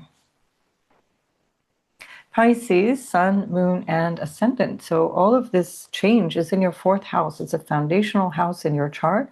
It's angular, which means that there's a lot of change coming in all areas of your life. That'll be relational dynamics, professional dynamics, dynamics around your career ambitions, around perhaps spousal or marital status, social status, your dynamic around your inner experience of life is changing quite profoundly. It's shaking your foundation of family, mother, relationship to those things, your lineage, your house and home, your homeland, what all that represents for you. It's changing. So go back to the 7th of July till the 7th of November 2025. You'll get an inkling of what this is all about, and especially so in July, because Venus was also there with Uranus at that time. Venus is your exaltation ruler, so very interesting that it's coming through at the same time, twice in a row, 2 years in a row. It did that last July, so it was on the 4th of July, 2025, that Venus and Uranus conjoined. This year it's on the 23rd of April, and then on the 7th of July, Uranus followed Venus into Gemini, and here it's on the 26th of April that Uranus follows Venus into your fourth house. And Venus being your exaltation ruler, it also brings a part of you in that dynamic. Jupiter, your actual ruler, is in your traditional ruler, which is the one I favor, is in your fifth house. And it's the fifth house that is all about your expanded sense of self, how you reach out into the world, how you express all of that, how you express your joy. And so it's really favorable. Whatever this change is, strikes me as something incredibly positive. It works in a very positive direction because you have an exalted Jupiter trinal to you in the very lucky fifth house. And Mars is in its own sign, ruling your ninth house, which is the other fortunate house. That's where we find Black Moon Lilith, who might be a little pissed off around something, maybe about your own sense of what is possible for you to achieve or what you want to be seen to be achieving, or your sense of purpose. It's a minor thing. I wouldn't really give it much attention, especially since everything else is so weighted towards other aspects of yourself. But anyway, I'm tying it in because Mars in your second rules that ninth house for Pisces, Sun, Moon, Rising. You have the North Node in your first house of self and the South Node in your house of relationship. And the South Node, much like, so the seventh house as much as Uranus in your fourth house, it's tying these two together in with that Mars that is with Mercury that rules the fourth and seventh. So the second, fourth, and seventh connect really strongly here. And the second house is about family. It's everything that supports you. It's everything that is related to your values, your sense of value, your sense of personal self-esteem, self-worth, the money that you have, the possessions that you have, the resources at your fingertips. So you must always think of yourself as a resource. You've got Aries on the second house, Pisces. You are your own best resource. And then Saturn is also here. It's in that week before the Uranus ingress that Saturn is conjoining Mars and Mercury. And Saturn rules your 11th house of the future and the 12th house of what is hidden from you, or what can be seen as loss or issues around self-undoing. And so if we look at the second house as issues around your self-worth or values or money, income, all these kinds of things, you're putting in a lot of extra attention, effort, which you should if you're not already, making more future plans based on what resources you have at your disposal. And here with Uranus in your 4th house, there's a new feeling of what makes you feel secure. There's a new sense around that. What do I need to feel secure? It will be different compared to before, whatever that is. It's changing. It doesn't mean it's good or bad. It's that your feeling of what I need to be secure, psychologically, emotionally, materially, is different now. And again, go back to the middle of 2025 to sense what that was all about. 4th house pulls you into a relationship with your mother, with your family of origin, with family in general, perhaps your own family as well, new change of dynamic with your family, especially because Jupiter is in your 5th house of children as well. So there's something coming through there that might involve potential expansion of the life of your children. Are they getting married? Are they having children? These are potentials, and that would depend on your natal chart, but these are just the potentials the chart is speaking to. With the North Node in your first house, this change in the 4th house, which also can represent your happiness, your level of happiness, or the reasons that you are attributing to happiness, there's a challenge to that, or at least that will impact that North Node in your 1st house. Let's say it's not necessarily a challenge, it's one of the things that needs to be focused on. Let's imagine you're having a feeling of being on unstable ground, or you need some kind of new place to live, or this is connected to property values, where you actually live. It's hearth and home, it's your homeland, all those different things. There may be a recognition that to be the new me that I am, something's going to change in perhaps literally where I live, or at the very least how I relate to that, what kind of feeling of security I have. Venus rules your 8th house, which is another unconscious house. These are the hidden houses of the chart, the 4th, 8th, and 12th. 12th is where we find Pluto. And Venus is ruling the 8th at the time that Uranus ingresses your 4th. So there's something that is tying in all of the psychological houses of your chart. And that can include your intimate life. It can include your relationship to what has come before you, your inherited patterns, family patterns, intimacy in the home, intimacy through intimate relationships, one-on-one partners, an awareness of your needs. This might be another thing. Pisces also is known for prioritizing other people's needs. That's the Pisces Virgo dynamic in general. Self-sacrifice is one of the keywords for Pisces. And when Uranus goes into the 4th house, you start to become more clear. There's a different relationship to what you need to be happy. And so there might be also, this is especially true because of the nodal axis being in your 1st and 7th, where you recognize, I have new needs. I have never understood those needs. I've never expressed those needs. I need this new thing. Or I need things to be different for me to feel more secure in who I am, or more happy in the place that I am. So all of this is part of a greater potential. So for Pisces, a lot of these changes are happening under the radar, below the surface, that people may not be specifically aware of these things, but they will impact everything above the horizon, above the surface, in a way that your way of reestablishing the foundation of your life through this Uranus transit is going to impact your career. It's going to impact your social status. It's going to impact your personal goals and ambitions. So if you realize you need something different in the foundation of your life, something that you want to be more stable, maybe you're deciding this second house is all about investing, for example. You're deciding to invest in property, and you go from one property to many, or you go from no properties to one, or you sell your property and you're making a good deal on it because you've got Jupiter there in the fifth. This is not to say that you will make money. This is not financial advice. It's just to say Jupiter in the fifth is giving you confidence to do things, take bigger risks, do things in a bigger way. And Jupiter is squaring Mercury in your second, which is, of course, the ruler of this fourth house story. And Jupiter is the ruler of your 10th house story of your career and your social status, as well as, of course, your ruler. So I'm just saying these things because they're tying in what is coming up next. It's not to suggest that you have to invest or buy property or sell property or any of those other things. The fourth house also can represent a desire to work in a different way because, of course, it's the opposite house to the 10th house.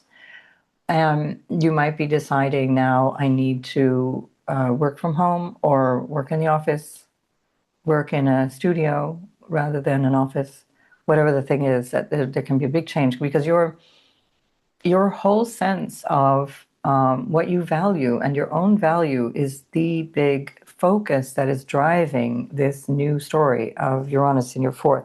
So there's something here about what you value, and you want to maybe spend some time with this, reflecting also on the middle of 2025 to understand that was already activated then, but now in a really intense way, where all of that activation that has been sort of there in your life over the past year is really putting a big focus on the notion of what supports me. What do I need to feel supported? And that can be financial, psychological, emotional, and of course, literal. Money, property, land. There can be a big change in terms of how you live, with whom you live. Of course, Mercury represents both your house of the relationship dynamic, where the South Node has been going through, as well as your fourth house of home and your inner experience and your mother, for example. Because of the mother tie-in here, the moon being in the south, on the South Node at the time of this ingress, and in the seventh house, there may be, again, this bigger message of a changing relationship to your mother. Venus rules your eighth house of inheritance. And again, I don't predict death. I'm just saying these things tied together. Changing relationship to your mother, changing relationship to home, to your lineage, to family, to intimacy, emotional intimacy with yourself and with others, with your own family, bonding, connecting in a different way, finding there's a need through potential, need for something to be done, and it can be really strongly implicating you in the thing that needs to be dealt with. At the second, in the second house, you're going to have Saturn, Neptune for quite some time. Aries, of course, for many, many years to come. And then Chiron with Aries is still there until next year, till 2027. So it's a big, full story anyway, even once Mars and Mercury leave. But it's especially true now in April. So really, really pay attention to the messages that you're getting in April. What's changing? What's the crisis? What's the big story? What's the focus of attention? What is it that you need to handle? You're equipped to handle it because Mars is in its own sign. It's helping. So it gives you that courage. It gives you that sense of, okay, yeah, we got this. The Sun is in the third house, ruled by Venus, which is there with Uranus in your fourth, and the Sun is squaring Pluto, which is in your 12th house. So again, there can be some issue here around communication, around siblings, around people at a distance, people in foreign lands, Pluto in the 12th, your own understanding of your inner psychology. You're going to have this trine from Uranus to Pluto for many years to come. So it holds for many, many years, very, very tightly, 2026 and 2027. They're in a degree-based trine, and that's part of the mini grand trine that includes Neptune as well, And then later on, Jupiter moves into your house of everyday work. So that's your ruler on the 30th of June, moving into your work house, the place that you start to tackle more work, bigger obstacles, or things that need to be dealt with. So you're going to be busy. There's no doubt that this period of time, certainly at the very least 2026 and 7 are keeping you very busy, but it seems to be part of the theme as well. So even if you're sort of poised for retirement, Pisces, you might be finding yourself quite busy. You might be raising your grandkids, or I don't know, just doing lots of charity work or something like that, because you're busy. You're just not going to be sort of snoozing on the front porch. So whatever this is about, you are really well equipped to manage this. And of course, the Mars backing of Mercury, which is ruling your fourth house, suggests that there's something really specific about financial security that is playing into this story. Financial security, Mars, Mercury in the second, especially because Saturn is there together in the week leading up to this transit, this ingress, which is part of a bigger story. And so getting clear about your money, getting clear about your value, the way that you manage money, the way that you take care of yourself by managing money, this is important too. And recognizing that you can, because again, all that Aries energy suggests that, yes, I'm fully equipped to deal with money. This is a very strong message right now. It's not that you cannot. And with Saturn there in the second house, I suspect that any impulse spending is going to be slowed, which is a good thing. But if you are looking to invest, this is also going to be something that should contribute to your feeling of security. So no multi-level marketing, no get rich quick schemes, no planning to do things that are like your brother-in-law has got this thing going on. Just make sure that you take your time. You have loads of time to make the right choice around that. Because you can be over-optimistic with this energy that can feel quite spontaneous and quite urgent. So you personally, as well as the dynamic of relationships, are going to change quite a lot, because this is a square to your first house of self and your seventh house of relationships. So again, the very notion of relationships is going to change who you are and how you're dealing with other people, and it's going to come through how you feel about yourself. It's going to come through how you perceive the way that you feel happy. What do I need to feel happy? Well, I need this in a person. I need this kind of relationship. I need this in terms of my own needs. And so you might find that there's quite a lot of change in terms of the partnership dynamic. And again, if it's about house and home, the literal house and home, there will be a lot of change around that too. And that can be in any different direction. It might be that you're just modifying your home, or you decide to outright move, especially here because we have the moon in a square to Uranus at the time of this ingress. You might be finding yourself moving because of a person that you know, because of a partner. Does that mean it's going to be a long-lasting move? Maybe not, because it's Uranus. We're looking at Uranus, which can be often things that need to happen just in that moment, but they're not necessarily stable.